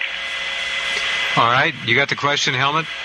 Yeah, I have understood the question, yeah. This is probably about the hypothesis of Professor David Jacobs, who claims that he believes that people with MILAB cases mistake human-like alien hybrids dressed in military-like clothes and uniforms with military personnel. I believe that there is so much evidence that this is not the case, because I do not believe that such hybrids can use actual human military bases, which we have a lot of descriptions of MILAB experiences, unseen, you know what I mean? And on the other side, I can tell you for instance, one case of a MILAB experiencer where she was taken to a human military base And then there came a helicopter pilot, and he talked to her. He cried with her. He said, "What you are doing here? You have not the clearance to be here. What's going on?" And suddenly, a man in a white lab coat and some other higher-ranking military guy appeared, and they shouted with the pilot, with the helicopter pilot, and said he should go away, and he has nothing seen here. So. From this case, it's very, very important because this shows us that this pilot had not the need to know about MILABS or about the case here on this base. So this definitely not a hybrid in a military uniform. The next thing is why should alien hybrids interrogate alien abductors about what the aliens have told them. I believe if they are hybrids in military uniform, then they would know it better than the abductee, because then they are half aliens. Right. Okay, her other question was, do you think that abduction researchers are not looking deeply enough into other potential answers for this phenomenon? Yeah, I believe this is the case. I don't know why they are not doing this. Probably it's probably it's a dangerous or it's a sensitive thing, because if this is really going on in the United States, then it's a criminal. And I know everybody speaks about the government involved, but I do not believe if we talk about the government, I believe the government does not know that this is going on. It's like in the old experiments. Some people know that this is going on, but not the whole government. And these are black operations, like the former mind control experiments, for instance. You know what I mean?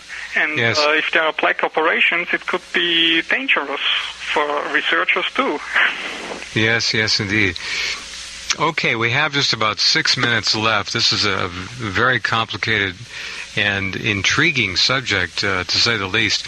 What about the images that people report of seeing human-like fetuses in laboratory conditions in large vats of liquid and so forth? Are these, again, images that you feel may be implanted by the government to further confuse everyone?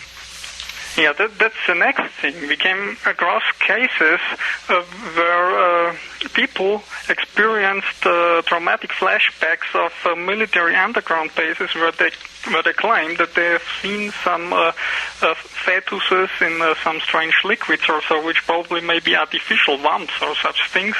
And there is a lot of evidence that there is also some biological or genetic research underway.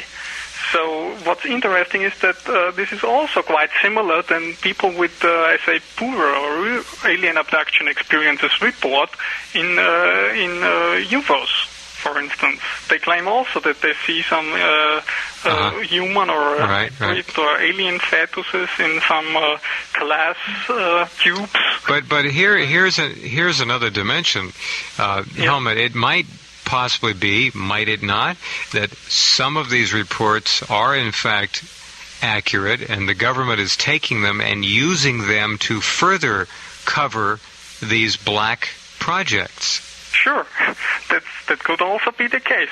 So you see, it's I believe that this alien abduction phenomenon is very, very complex, and we have two points. The first point is that the covert military or some part of the government uses this as a cover for black projects, which are not only mind control projects or covert weapon tests. Maybe also there's evidence also of biological or probably genetic manipulation experiments, and for instance, some covert cloning experiments or such things which you cannot do in the open.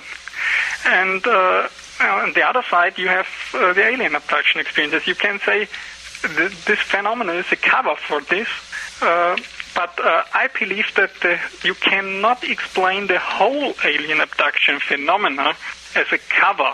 You know what I mean?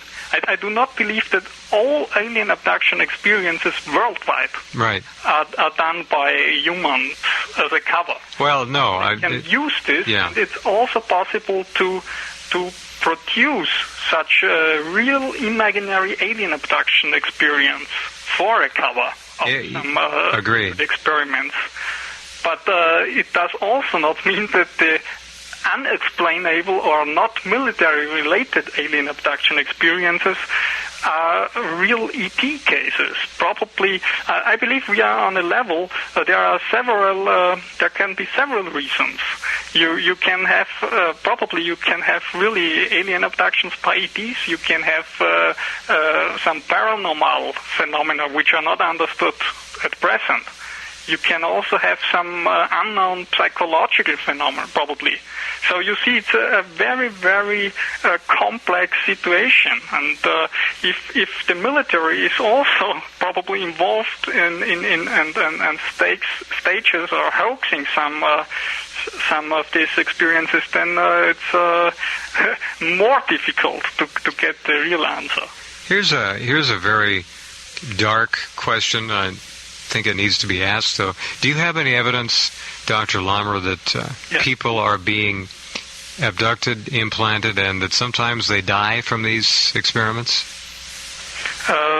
No, I came not across this, but probably there are a lot of people are vanishing every year. There certainly are, and some of them do not come back. That's right.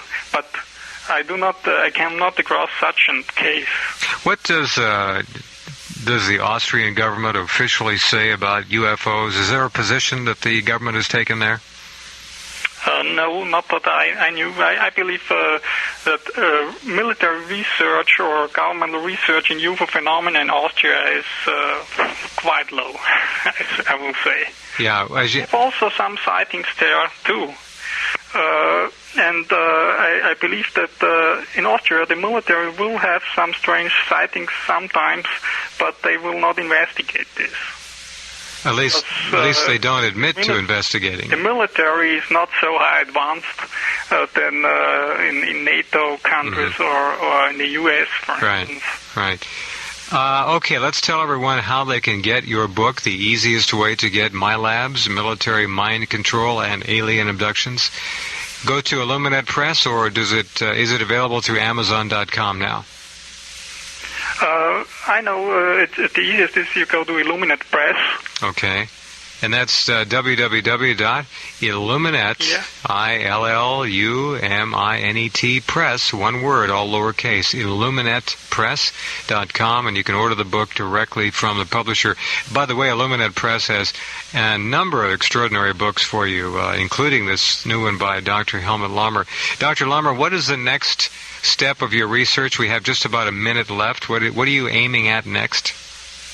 Yeah, the next thing is that I now began to become more and more interesting data about this, and I will also do some research in this exotic weapon technologies and all of these things, and in psychological warfare. So probably the next book will be also about mind control and psychological warfare. Yeah. Have you ever been able to meet and speak with Dr. Delgado, who is still alive, I believe, in Spain? Yeah, he's in Spain. I have not spoken with him, and I believe he will also not talk about his involvement. I wouldn't think so. In the past, at least. Might be worth a try, though. Might be worth a try, just for fun. Who knows? Drop him an email. All right, that's our time for tonight. Dr. Lammer, thank you for getting up so early and sharing your knowledge and your research with all of our audience here in America and around the world. We appreciate it. Yeah, thank you also for having me on your show. Good. Interest in this topic, which I believe it's very important for abduction research. Agreed. Thank you so much for your work, Dr. Lammer, and we'll look forward to speaking to you again. Yeah. Good night. Thank you. Bye. Bye-bye. Guess I could just say good morning over there. I think he got up at 3 a.m. to do this for all of us, and we thank him very much. MILABS, Military Mind Control and Alien Abduction. Got a little bit of the scene there for you, spread out on the table for you to think about. It's a great book, very interesting book indeed. Tomorrow night we begin our Monday through Friday programs as usual with Constance. Richard Sauder investigated underground bases and their uses. He was awakened in the middle of the night by voice to skull of a whistleblower telling him that the bases are real and more massive than we could ever imagine. Sauder only makes informed speculations, and he cannot say conclusively that extraterrestrials or greys are real. Dr. Richard Sauder, PhD, is on the line to us, and we're now going to start talking about what Richard has primarily written about for much of the last 20 plus years, and this is incredible. And I'm so excited about this because so much of this is new to me. Underground bases, secret underground bases under the ground, deep underground and underneath the seabed. Richard, when did this information come to you? How did it initially come to you? Where were you when you started to understand about these bases? And, what did understanding and seeing that information, what did it mean for you at the time? Take us back to when you first heard about it. Well, I was in my doctoral program in New Mexico at that time. My doctoral program in political science, and it was the week between Christmas and New Year's, the last week of 1992. And let me preface that by saying that when I moved to New Mexico to do my doctoral program in the late 1980s, for the first time in my life, I began to hear people talking about alleged secret underground bases and tunnels in the southwestern region of North America. Said underground bases and tunnels were alleged to be occupied by purported little gray aliens and shadowy clandestine units of the United States military. Well, I heard a number of these stories over a couple of years, and I didn't know what to make of them, frankly. So when I had a little bit of a break from my academic schedule in 1992, I did a little bit of research. I went to the governmental archives, and I found that indeed there were some underground bases, some of them quite sizable, such as at Site R on the border between Maryland and Pennsylvania on the east coast of the United States, Mount Weather, which is in the mountains outside of Washington, D.C., Cheyenne Mountain, which is the well-known NORAD base, North American Air and Space Defense Base, under Cheyenne Mountain in Colorado, and some others. Well, I was able to identify these from the open record. So I wrote up a little article for UFO magazine, which is now defunct, but was being published out of Los Angeles in those days by Vicky Cooper and Don Ecker. And in the article, I said that I couldn't prove one way or another the existence or non-existence of purported little gray aliens, but that in fact there were a number of large, sophisticated underground bases run by the United States military and other agencies, such as FEMA. And that was the article. The article appeared in about the first week of November of 1992 in the magazine.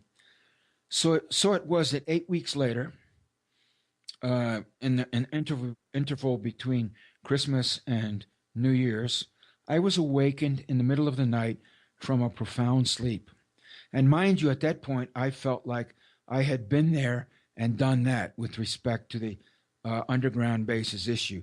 I thought I had covered all the bases, connected all the dots, crossed every T, dotted every I, with that one simple little article just a few pages long. Well, I was awakened from a deep sleep in the wee hours of the morning during the holidays in late 1992 by a quiet voice that all of a sudden said in my ear, it was as if I had a little earbud in my ear, or the little mouth earpieces that used to come with transistor radios years ago, very much like earbuds, but earbuds are a little bit more advanced than those were. But there was a quiet little voice in my inner ear. It was the voice of an adult male speaking normally accented Caucasian English, North American English, educated, university educated English. And he started out by saying to me, the underground bases are real. Instantly, I mean within 1 second, I knew that I was listening to the voice of a real flesh and blood person connected with the underground base program. And I knew instinctively, instantly, that I was not hearing the voice of an angel or a demon or God or Jesus, that I wasn't crazy, that I didn't have bats in the belfry. I knew instantly that I was listening to the voice of a real man who had real knowledge of underground bases. He went on to tell me that indeed there were secret underground bases, large, sophisticated in scope, with advanced, cutting-edge science fiction-like technology, with expensive, heavily funded programs and projects being carried out in great secrecy down there, underfoot, but that most people knew little or even nothing about it, and so therefore it was all out of sight and out of mind. He went on like that for 2 or 3 minutes, and as he was talking, I was thinking, holy moly, the scale of what he's describing. I mean, he was giving me the impression of agencies and bureaucracies and technology and experts and big, huge, cavernous facilities and great secrecy, compartmentalized secrecy and science fiction-like undertakings. And I was thinking, good God, how can all this be happening and no one knows about it? So then he stopped speaking as abruptly as he had begun. And I was left there laying in the dark with a huge question mark hovering over my head in the air.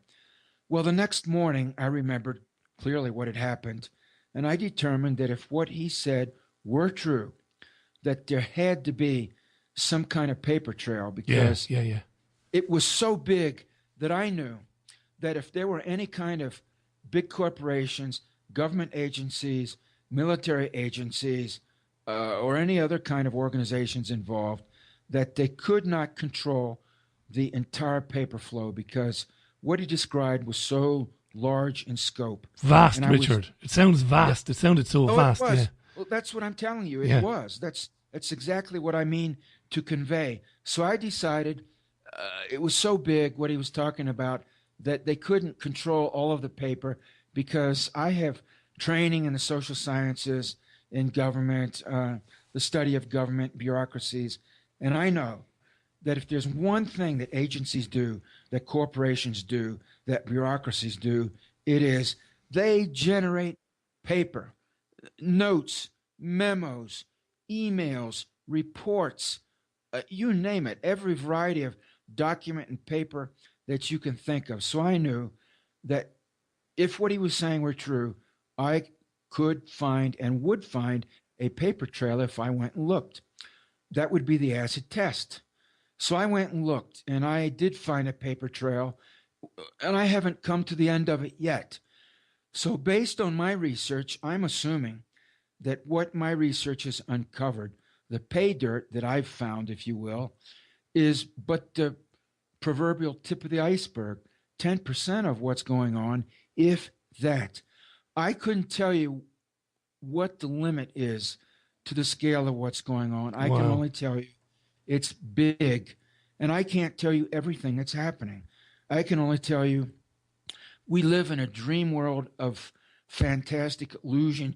You told me you were going to skip the news at the top of the hour from Washington, D.C. Richie, let me enlighten you. It's not news. No, it's of course propaganda. not. You're absolutely right. It's propaganda. Yeah. Well, So do you know what it is, so Richard? You should be telling your listeners, today we're going to skip the hourly propaganda from Washington, D.C. Do you know why we play it? Do you know why we play the news? Well, first of all, the program is going out on commercial radio. But second of all, we like to play it because we usually spend most of the program taking it apart. But of course, you're absolutely right. It's propaganda, nothing else. Now, before we start talking about what is going on in these bases, loads and loads of questions. These are answered, by the way, these questions in Richard's books. Underground bases and tunnels, underwater and underground bases, and hidden in plain sight. But we'll flesh out a little bit of it with Richard in the time that we have left, and we will talk about what's going on down there. But Richard, of course, the obvious question, and of course you were thinking this when you were hearing from this whistleblower who was using special technology to talk to you while you were in your home. You were obviously thinking... Richie, I've lost you. Have we lost you momentarily? We have. Or can you not hear me? No. We might have to reconnect there. It's 11 minutes past the hour. I don't think Richard can hear me, even though we could hear him. We did have a couple of problems before we began, so we'll disconnect and reconnect to him, and we'll put that question. I want to talk about the physical overground evidence of these bases, because apparently there's a lot of it. And we'll get into that when we get him back on the line. Hopefully we'll get him back on presently. 11 minutes past the hour. There are, as usual, dozens and dozens of mails and tweets for Richard. I'm hoping we're reconnected, Richard.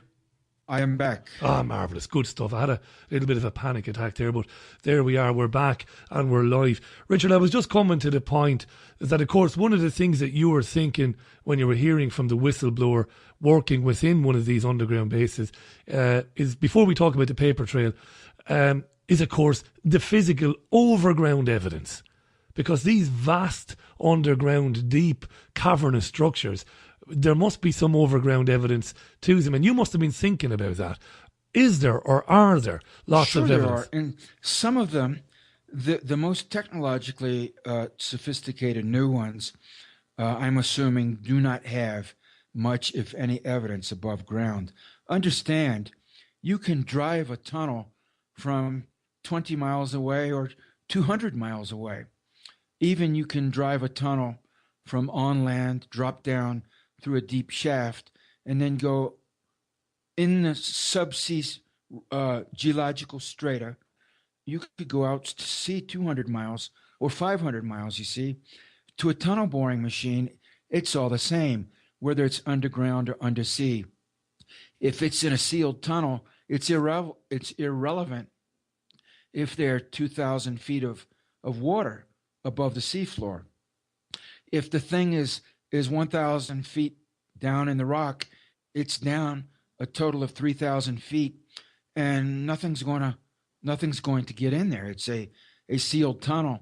And I might add for your listeners that to go down 3,000 feet is well within the state of the art of early 21st century civil engineering and marine engineering. They can go deeper than that.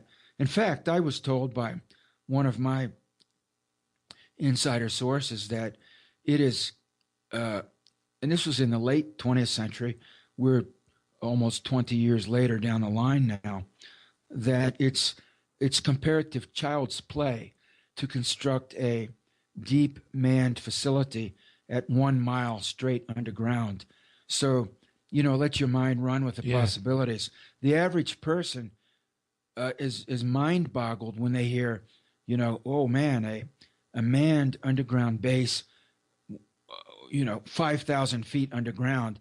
It seems impossible. But in fact, I was told, and my research bears out, that to go 1 mile underground is child's play for the state of the art in advanced civil engineering and mining engineering. So we have to keep in mind that these facilities can be extremely deep.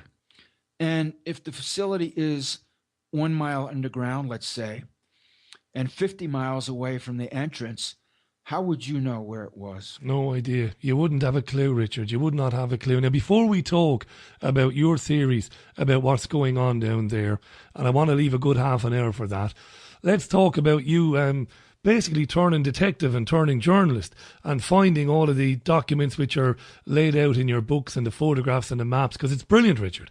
I mean, it is to your absolute credit. It's absolutely terrific. I went to answer your question, Richie. Yeah. I went to the library in a major way, I went to government document repositories. There were some people who handed me information on the sly or gave me some tips as to where to look or as to what kinds of things to look for. I read a lot of books. I went through the Reader's Guide to Periodical Literature back to World War II and came forward in time. I went through the technical document archives for the agencies, government military agencies in the United States, and for major corporations. I went all the way back to World War II and came forward in time. And I found a treasure trove of information just on microfiche in computer records, magazines, even from the 1950s and 1960s, through books. I read voraciously and voluminously. I combed through God knows how many thousands and thousands and thousands of pages of material. And I found the paper trail was there and big time. So now we know that these facilities have been and still are being constructed. We just don't know the scope of it. But I am prepared to think it is vast indeed, given the size of the black budget. You know, the classified budget, which conservatively in the information I found ran into the tens of billions of dollars on an annual budget. But I believe that those figures are mere peanuts compared to the trillions of dollars that are being sucked out of the global economy by Wall Street. You see, a lot of this is run through shell companies and dummy companies in the city of London and Wall Street and other places around the planet. But Wall Street and the city of London are two of the biggest offenders, and they are nothing but nests of criminality. When you're looking at what's going on in London, it's one of the most evil places that ever has been on this planet. Richard, and you're so much money is being siphoned off by the trillions that I don't put any limit on what is being secretly done. Oh, listen, you're absolutely right. Number of listeners said, by the way, let's not forget former Defense Secretary Donald Rumsfeld on the 10th of September 2001, the day before September 11th, Monday, saying that the Pentagon couldn't account for $2.3 trillion. What an amazing loss of money. No accounts department in the world loses $2.3 trillion. Of course, the following day, this disappeared from the news because September the 11th happened. One or two listeners, Richard, saying, I wonder, was that 2.3 trillion not lost, but was it sent down the black hole of funding these bases like you're talking about now? Yes, Richie. I really don't have any doubt that at least some of it was, and maybe a great deal of it was lavished on underground bases and tunnels and also undersea facilities. You have to keep in mind that in my research, I did run across a few references to plans to construct tunnels on the moon and to conduct mining on the moon. For my purposes, I assume that there is at least one or more secret space programs. I think that there have been many trips to and from the moon, just not using the rockets, the chemical rockets of NASA. I think one reason that NASA stopped going to the moon in the early 1970s was that better, safer means, more efficient means were developed, and there was no need for the big Saturn V moon rockets anymore. So publicly, the moon program was wrapped up, and the public was told that NASA's manned moon program has concluded after, I don't know what were there, 7, 8, 9 missions. Yeah. And then it stopped. I think that there is a clandestine, actually more than one, space programs with heavy lift vehicles. I think the big black triangles that so many people have reported seeing are probably anti-gravity craft, at least to an extent, with a heavy lift capability. In my first book, I cite a document from the Jacobs Company, which is one of the major engineering companies for underground projects of the various government and military agencies in the United States. Jacobs has been doing underground base construction and underground tunneling work for decades, for a half century or more. And in one of their documents, and I briefly cite this in my first book, Underground Bases and Tunnels, What is the Government Trying to Hide? They actually gave a dollar figure for lifting a so-called subselene machine. Subselene means sublunar, selene being a word that refers to the moon. For lifting a subselene tunneling machine to the moon for the purposes of carrying out subsurface tunneling on the moon. This was from a document in circa, I think, the 1970s or so. So I think that was a little nugget of information that kind of fell through the cracks, because clearly you cannot take a tunnel boring machine to the moon with Saturn V moon rockets. The tunnel boring machines are quite large. They're hundreds of feet long, and they weigh hundreds of tons in some cases. So you just cannot take that type of machinery to the moon with chemical rockets. That clearly implies another technology, probably an anti-gravity or some kind of other teleportation, Richard. Nullifying. Well, I'm a little skeptical on teleportation, but then Richie, who knows? Who knows? Richard, thanks for staying with us and thanks for being on the program with us tonight. Marvellous to have you, my friend. Let's talk about what is going on in these vast and many bases underground and under the sea. What are they being used for, Richard? Well, I can tell you the explanations that are provided in the technical and documentary literature that I ran across. In the case of the undersea bases, I was there were some documents. A document that came out of the Stanford Research Institute in California, and there was also some other documents that came out of the China Lake Naval Weapons Station in California, out in the desert in California. These documents came out in a time frame of mid 1960s to early 1970s. And the reasons that were given in these documents were, of course, military, for subsea submarine bases. You know, when you read that nuclear submarines go away to sea and they're patrolling for 2, 3, 5 months at a time, are they? How do you know they don't go to an undersea base and stay in the undersea base for 5 months and then come back to base? In fact, you don't know. And this was one purpose for the bases that was made abundantly clear in the documents. Secret undersea submarine bases for large military submarines. In fact, some of the documentation I saw was talking about facilities that could accommodate the submarines, multiple submarines and their crews at a time in some degree of creature comfort deep undersea. Now, you have to understand that large military submarines can be 400, 500, almost 600 feet long and carry crews of 100, 150 men. So you would be talking about secret bases with vast underwater docks and living and recreation areas for hundreds of men at a time. Now, that's one purpose.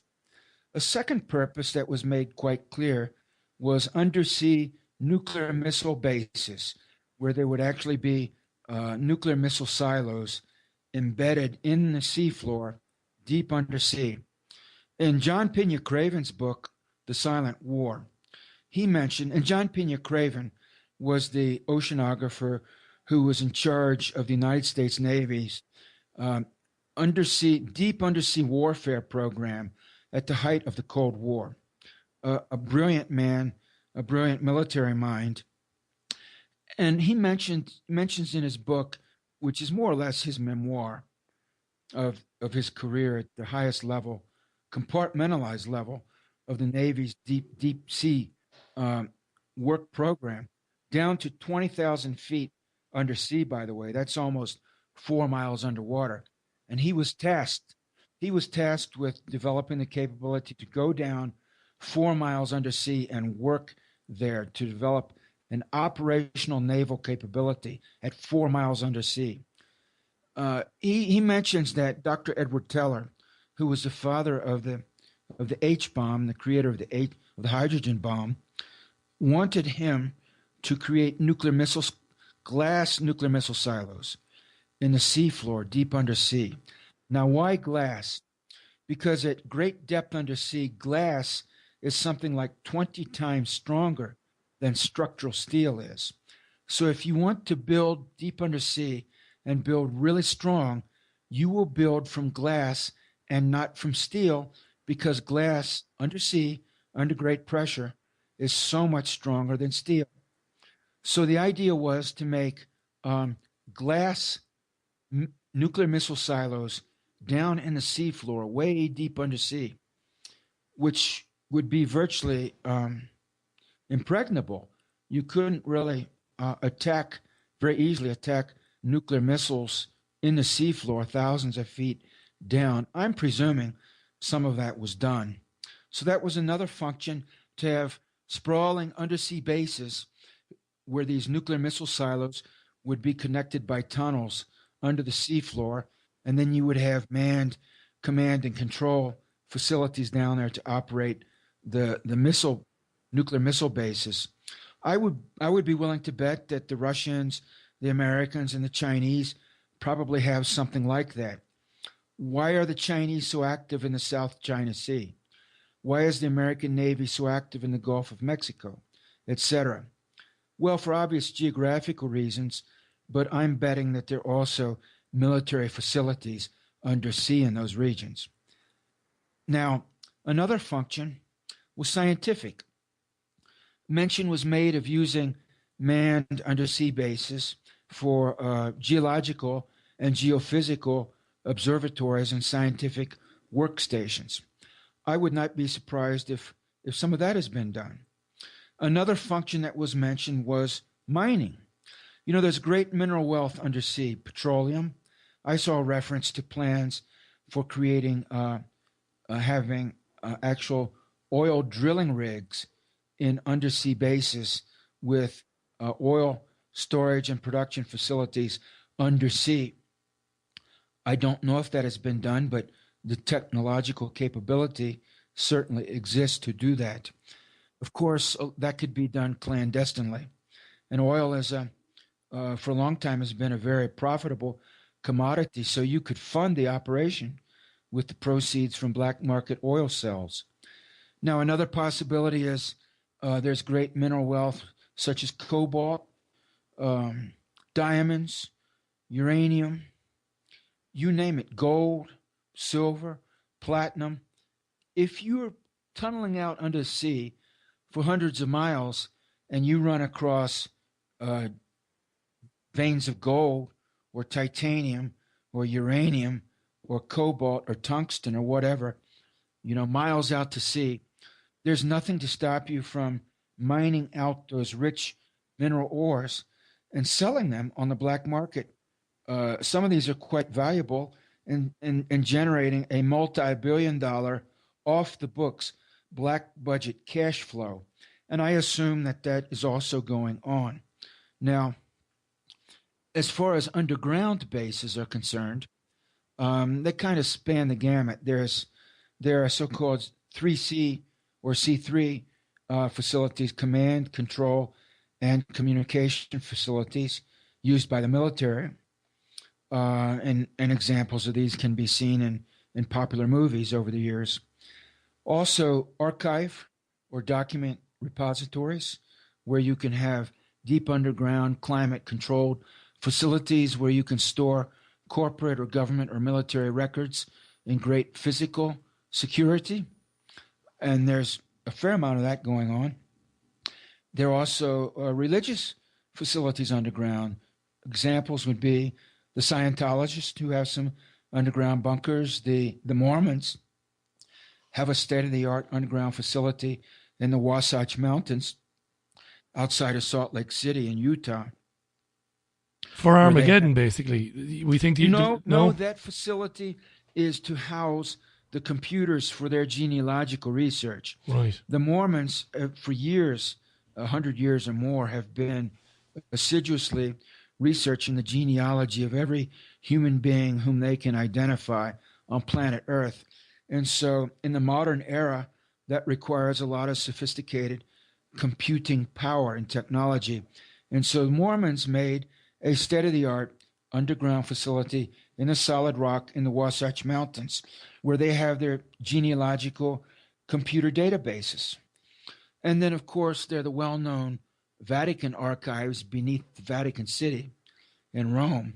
So those are three examples of various religious organizations that have substantial underground facilities.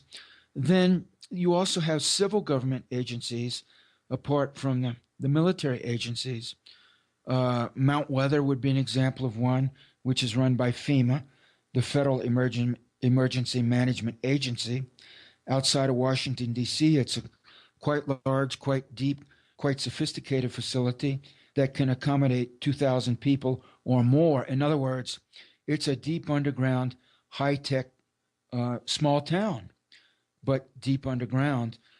So these are some examples. And of course, there are facilities on land that are used for scientific research. Certain types of geological and geophysical research are best done deep underground, looking for neutrinos, for example. Physicists for years have been setting up installations in very deep mines, going down a mile or two or even deeper if they can get down there to hunt for neutrinos, and they find them. So these are some examples of uses of underground and undersea bases that I've identified from the open scientific, engineering, government, technical, and military literature. Now, as for more esoteric uses... Yeah, and this is what we're really interested in now. Well, of course, everything that went before this is vastly and incredibly interesting and important, of course it is. All of that alone that I just finished it's amazing, yeah. Is very large in scope. But the more esoteric issues are the kind of thing you are highly unlikely to find cataloged or detailed in the open source literature. And my research has been based on the open source literature. To my knowledge, I've had no access to any classified documents. So if I've gone this far without access to any classified documents, you can imagine how much more there must be. Now, cloning, there are a lot of rumors around about cloning and biological engineering going on in secret laboratories underground. A cyborg and android technology. This is something that has come up in my research. I believe that both cloning and cyborg technology are well advanced. My personal belief is these type of programs are going on underground and undersea, but I can't prove it.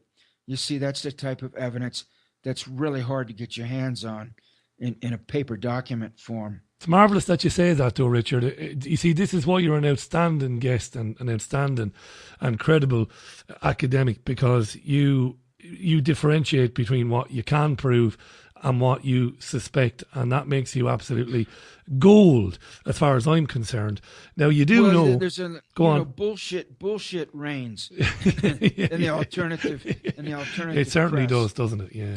Well, sadly. let me continue on. Yeah. One of the other things that has come up again and again in my research is the idea of various extraterrestrial factions also being present in underground and undersea facilities on the Earth. I've talked to people personally who allege to have seen extraterrestrials underground in the company, or undersea, in the company of clandestine elements of the United States government and, in one case, the Vatican. Now, I don't know to what degree the Vatican may be involved in the covert underground and undersea scenario, but I will tell you, people who don't understand the Vatican do not realize the power that that organization has. It is a sovereign government, It's got a lot of money. It owns a lot of real estate all over the world. It has hundreds of thousands, if not millions, of personnel all over the world. It has diplomatic status. It has its own scientific researchers and engineers, almost every kind of expert you could imagine. So I do not rule out at all that the Vatican could be among those agencies that have a clandestine presence undersea and underground. Now, so there's the extraterrestrial angle that comes up again and again. I've been hearing about it for years from a wide variety of people, so much so that I'm inclined to believe that there are extraterrestrials underground and undersea, without, however, being able to demonstrate that with solid evidence. These are the types of things, if they're going on, that are in very compartmentalized programs. If you're in the program, you're in, and you don't talk, because the penalties are very severe for talking. And if you're not in the program, then you truly don't know, and whatever you may say would be speculation, maybe informed speculation, but still speculation. So I'm putting my remarks into the category of informed speculation. Now, so there's the issue of extraterrestrials, cyborgs, androids, and cloning. There's another aspect that I've been kicking around. It seems to me that there may be dimensional portals, or time gates, if you will, dimensional gates in some of these facilities, which could be very ancient, and that there may be certain specific focal points on the Earth and on other planets at which it is much easier to transition using novel technology from one planet to another, from one timeline to another, etc. I'm highly suspecting that this is going on. A facility like CERN, for example, has certainly caught my attention.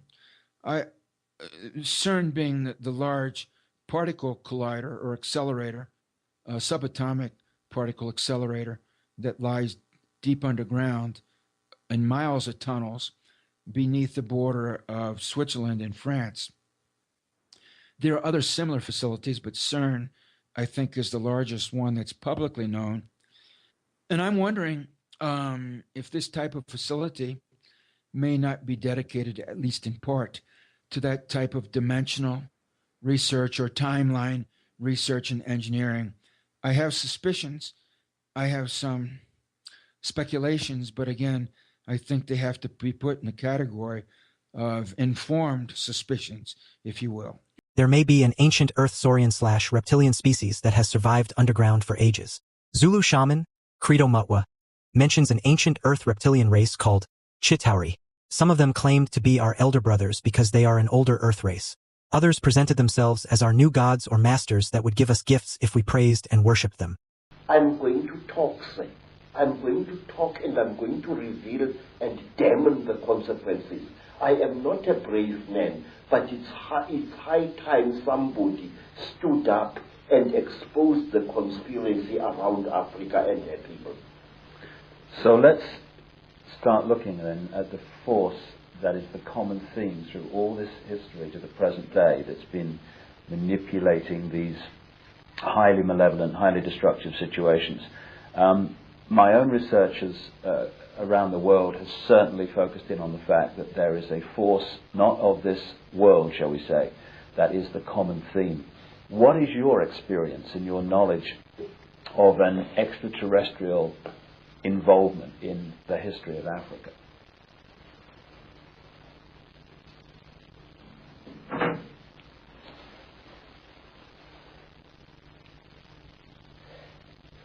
One of the most secret stories that was revealed to me, sir, is about these beings. This story was revealed to me first in Barotsident, then in the country today called Rwanda, once known as Rwanda Urundi. Then I learned about this story at that time on the foothills of Mount Kilimanjaro. This is the story, a story you find throughout Africa. There was once a time when the blue sky was invisible, when the whole world was covered with mist, when you could not see the sun as it is now. You only saw it as a splash of white light moving slowly across the sky. At that time, there was an eternal drizzle every day of the year.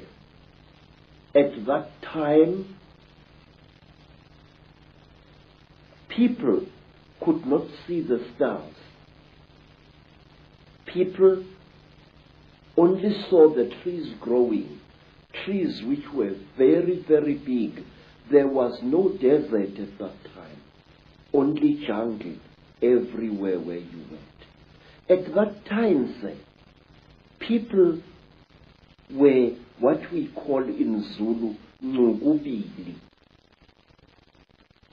A human being was both male and female in one body. And out of the sky, one day, came terrible objects. They were like gigantic bows made of huge gleaming gold. They were shaped like bows without strings, and they were bigger than the biggest mountains. They came out of the sky bringing great noise, black smoke, and fire with them. And out of those huge objects came them. At that time, sir, human beings could not speak. We had no gift of language at that time. And people had, however, great mental power. A man would go into the bush and, using the power of his mind, actually call out an animal which he wanted to hunt and kill for his children. And the animal would appear and kneel down before the man, and the man would kill the animal and take it home. But when the Chitawuli arrived in Africa,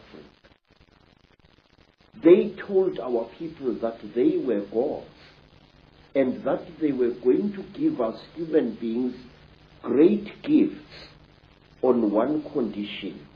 We had to worship them and accept them as our creators.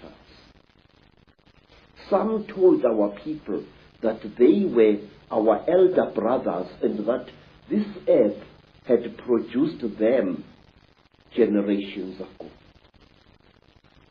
And they said they had come back to the green womb of their mother and that they were going to make us into gods. What they did, they created a very strange pair of caves in the land. They dug 2 caves. In one cave was a green light, in another cave was a red light. And they drove human beings into these caves. And each human being had to choose which cave the human being wanted to go into. And those who went into the green cave came out as women. And those who went into the red cave came out as men. And then the talkers, the Chitauri, told our people that now they were perfect. But the moment the first men saw the first women, a terrible row erupted. The women hated the men because they looked between their legs and they saw what they thought were snakes dangling between the legs of the men. And the men hated the women because they looked on their chests and they saw these big things. What they were, they did not know.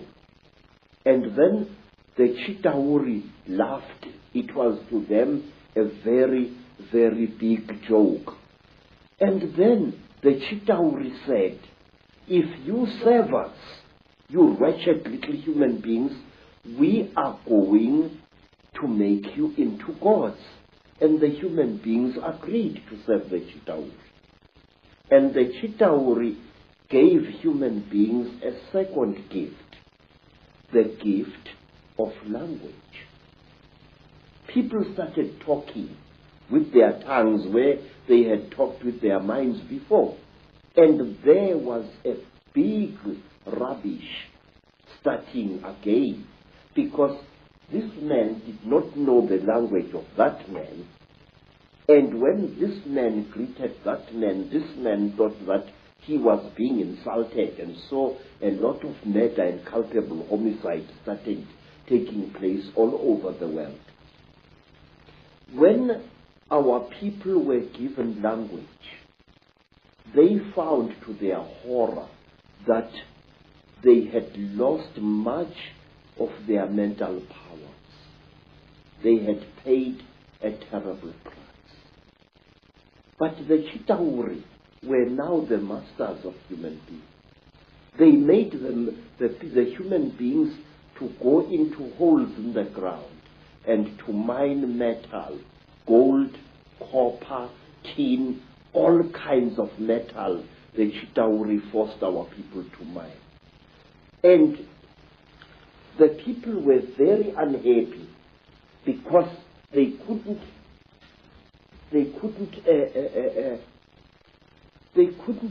cope with the new sexual differences which were there now between men and women. And then from amongst the Chitauri came a very good female Chitauri. Her name was Mai Nzarantwari Samahongo. Mai Nzarantwari Samahongo was the senior wife of the terrible chief of the Chitauri, Umbaba Gorontwari Samahongo. She was sorry for human beings, this great reptile lady. She said to the poor people, "Ow, you are unhappy." And the people said, "Yes, great one. We go into the holes every day, we dig the stones and we bring it to the gods, but we are not happy." And Mai Nzarantwari scratched her scaly chin and began to think and to think. She was terribly ugly. Her eyes were awful, like lights in the darkness. But she had mercy in her heart. And she taught the men and the women how to make love. And she said, "Look, we divided you into males and females. Now this action is going to bring you together." But it did not, because anyone who receives the gift from the Ntwari, the children of the python, is always in trouble. What happened was that When one guy slept with his wife, he didn't find her much, so he went to steal another guy's wife, and there was a big remorse, as we say in Afrikaans, starting. So men started stealing each other's wives and each other's girlfriends, and women started stealing each other's husbands, and there was a big nonsense in the land. And King Umbaba, the terrible lord of the Ntwari, the reptile people, said, "Look what you've done, you stupid old woman. Now these people, they are making such a noise. Listen to all that screaming in the bush. They are busy making love there, and our gold is not being dug, and you are responsible for this." Ntwari thought and thought and thought and thought, and then she got a plan, and she said, "I will make them stop. When they make love to each other, the female is going to get pregnant. And when she is pregnant, the male is going to leave her alone, and that noise in the bush will not be so disturbing to you, my lord." And Umbaba said, "You had better. There is no production here." And so all the women in the world was pregnant, and Umbaba was furious with his wife. And so it went on until one day Ntwari activated a black hero called Mweru. And Mweru challenged the great chief of the serpent people to a fight. And he cut off the royal penis of the king of the snake people. And that caused a big war. Mweru ran away. But Umbaba, the terrible chief of the people, caught him and arrested him and brought him to his village. And there, the great chief Korontwari Umbaba said, "Look, you cut off my thing, and I have replaced it with one made of gold, and I can't make love to my wife anymore.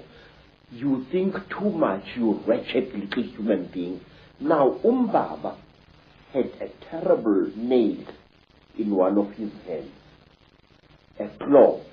And with this claw, he drove the claw into poor Mweru's nostril, making a terrible hole into his brain, and he started drinking Mweru's brain, and then he threw away the corpse. To this day, we believe that the people, the Chitauri people, they eat human brains. And strangely enough, scientists have found skulls where the human brain has been removed and eaten by someone or something. Well, hearing you speak here, so many things come to mind. First of all, you're saying that telepathy was the key form of communication for the Chitauri, the reptilians came. Yes. And I guess it's like a muscle. When you use it, it gets more sensitive and more powerful. So the more you use your telepathy, the more powerful your mind got. And then when language came, it almost brought us into this three-dimensional world and disconnected us from that mind power that we had before. Yes. And it's also interesting that the story that you talk about, the language being given, and then the different languages being given. Of course, that turns up in the Old Testament, in the Bible. It turns up in stories all over the world about the fact that we were divided by language, so we couldn't communicate. And as someone who publishes books, I know today how difficult it is to communicate through books when you've got endless different languages. So it's been a brilliant form of control for a long time. Yes, sir.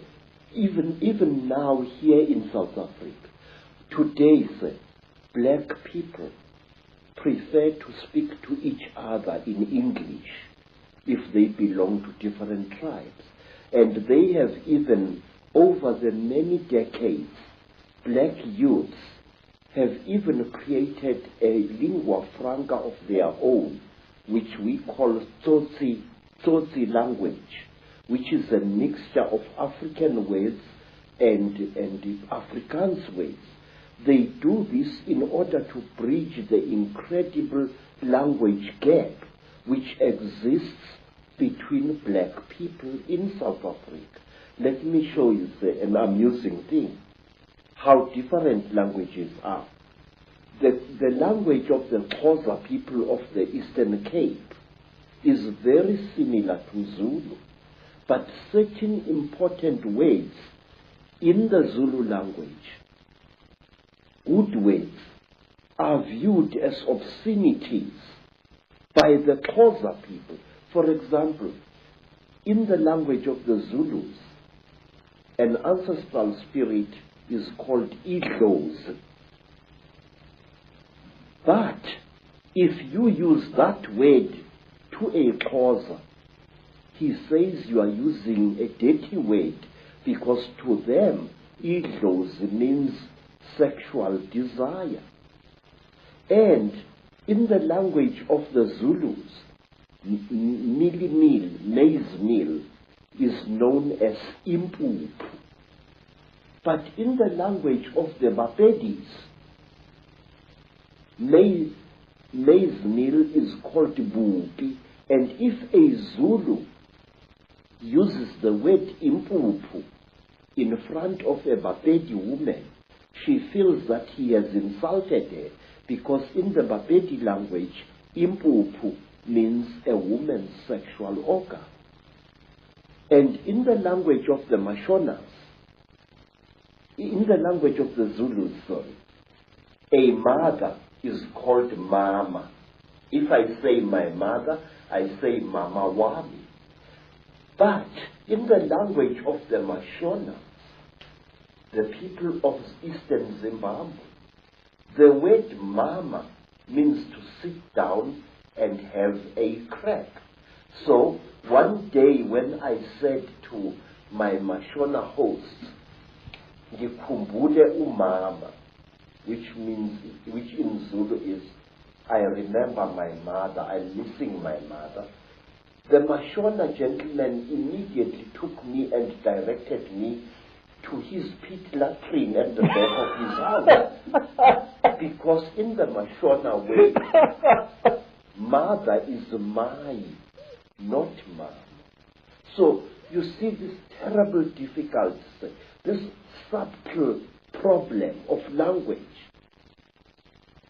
is a very big obstacle to communication in Africa.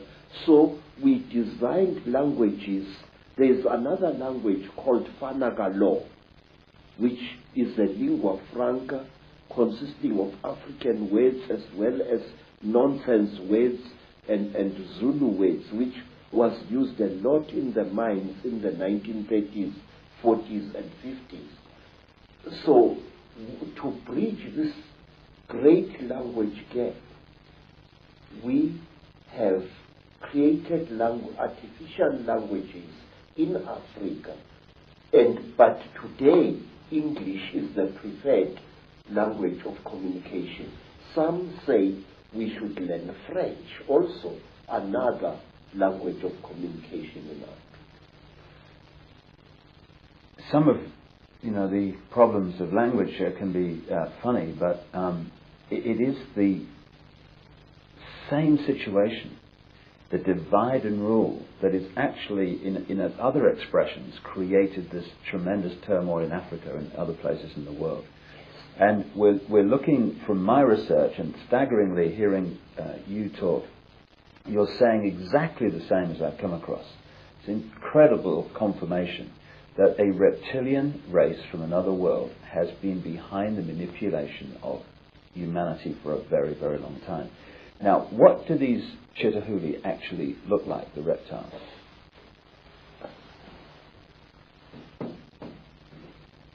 I'm not a good artist. You're better than me, that's for sure. But this is how we believe the Chitahuli look like. They were created in this. You see, sir, you white people say that there are alien beings on this earth. No, you are wrong. The earth in which we live has produced 24 different races during its long existence. Please, this is how a Chitauri looks like. It stands about 11 feet high. It is a very slender being which seems not to have a bone structure. Its fingers have no joints. They are more as if the bones in here were flexible. Some of the Chitauri have got 3 claws with a thumb. Some have got 6 claws with a thumb. And some of the Chitauris have got horns on their heads. And what surprises me is this. Some film producers, like the producers who make the film Star Wars, often show creatures in their films which actually exist, which even the most uneducated of Africans who knows this Chitauri can identify. For example, in the new Star Wars film, what is it called? Star Wars or something like that. There is a creature who amazes me called Darth Maul. Darth Maul is a red and black being with a ring of small horns right round his head. That is exactly what the Chitauri look like. Some have got ordinary heads without any horns on their heads. These are the lesser Chitauri. But the royal Chitauri have got a ring of sharp horns all around their heads. And the very high Chitauri, like their king, Mubaba Samahongo, they have got very long horns which grow this way. Not that way like a bull, but this way like certain antelopes. Now, I just wonder where these film producers get their information from. And in one strange film, which my student called me to come and watch, the thing called Stargate 2. Mm-hmm. And in that film, there was a creature, a very slimy, cream-colored creature with heavy wrinkles on its face. It was a spitting likeness of Mubaba Samahongo, the terrible emperor of the Chitauri. Well, clearly there's a tremendous amount of knowledge of what's been going on and what is going on, which comes out symbolically through films and areas of communication like Hollywood. But the thing that I'm totally stunned the more I talk to you about this is because I've been all over the world having people give me descriptions of seeing reptilian type figures, particularly people in positions of power in the world, changing into a reptilian figure and coming back again. And what they describe seeing is exactly what the knowledge of ancient Africa talks about seeing. We're talking about the same people there, which is an astonishing confirmation. And the eyes is something that keeps coming up being described. Tell me about the eyes of the Chitauri. Say, a warrior Chitauri has got eyes like a snake. These eyes are yellowish with split pupils and they glow in darkness. So if a Chitauri, a warrior Chitauri, one of the lesser classes, is hiding in a cave, you can see its eyes burning. But a royal Chitauri has got 3 eyes. It's got the yellow eyes, which glow in a strange, almost ice-like way, like jewels, like certain types of yellow jewel. And then they have got an eye in the center of their foreheads, an eye which doesn't close up down like a normal eye does, but which closes from side to side and which opens this way. Now this eye of the Chitauri is the eye that kills, because it can knock a man down just by the fire, the glare that comes out of it. Is this where the constant recurring theme of the evil eye comes from? Yes, sir. Yes, sir.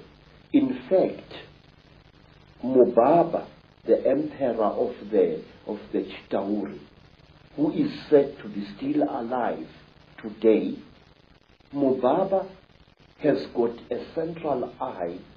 His other 2 eyes were stitched shut by a jealous wife. But his killing eye, the Samahongo, the terrible red eye, opens. He can even open it like this.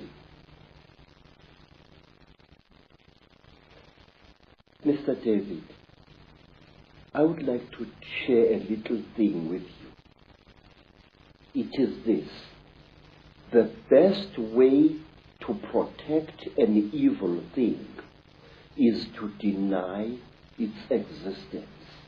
And if you talk about things such as the Chitauri, if you talk about things such as the Mandinda, there are many people who say to you, rubbish, this thing does not exist.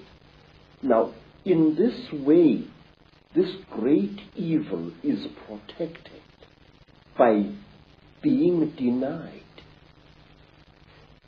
One day in my long travels through the world, I was in New York, in that place called Harlem, and I saw a graffiti on a wall along a passage, and the graffiti was, "There is no such a thing as the mafia, and we will kill any asshole who says that there is." In this, again and again, in America, people deny the existence of the mafia, and by denying it, actually protect it wittingly or unwittingly. There are those who deny that a national and international conspiracy exists. They deny it ferociously, but by denying it, they are actually assisting it and actually protecting it.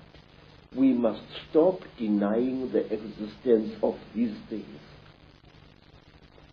We must stop saying that there are no Chitauri, that there are no aliens, that there are no Illuminati.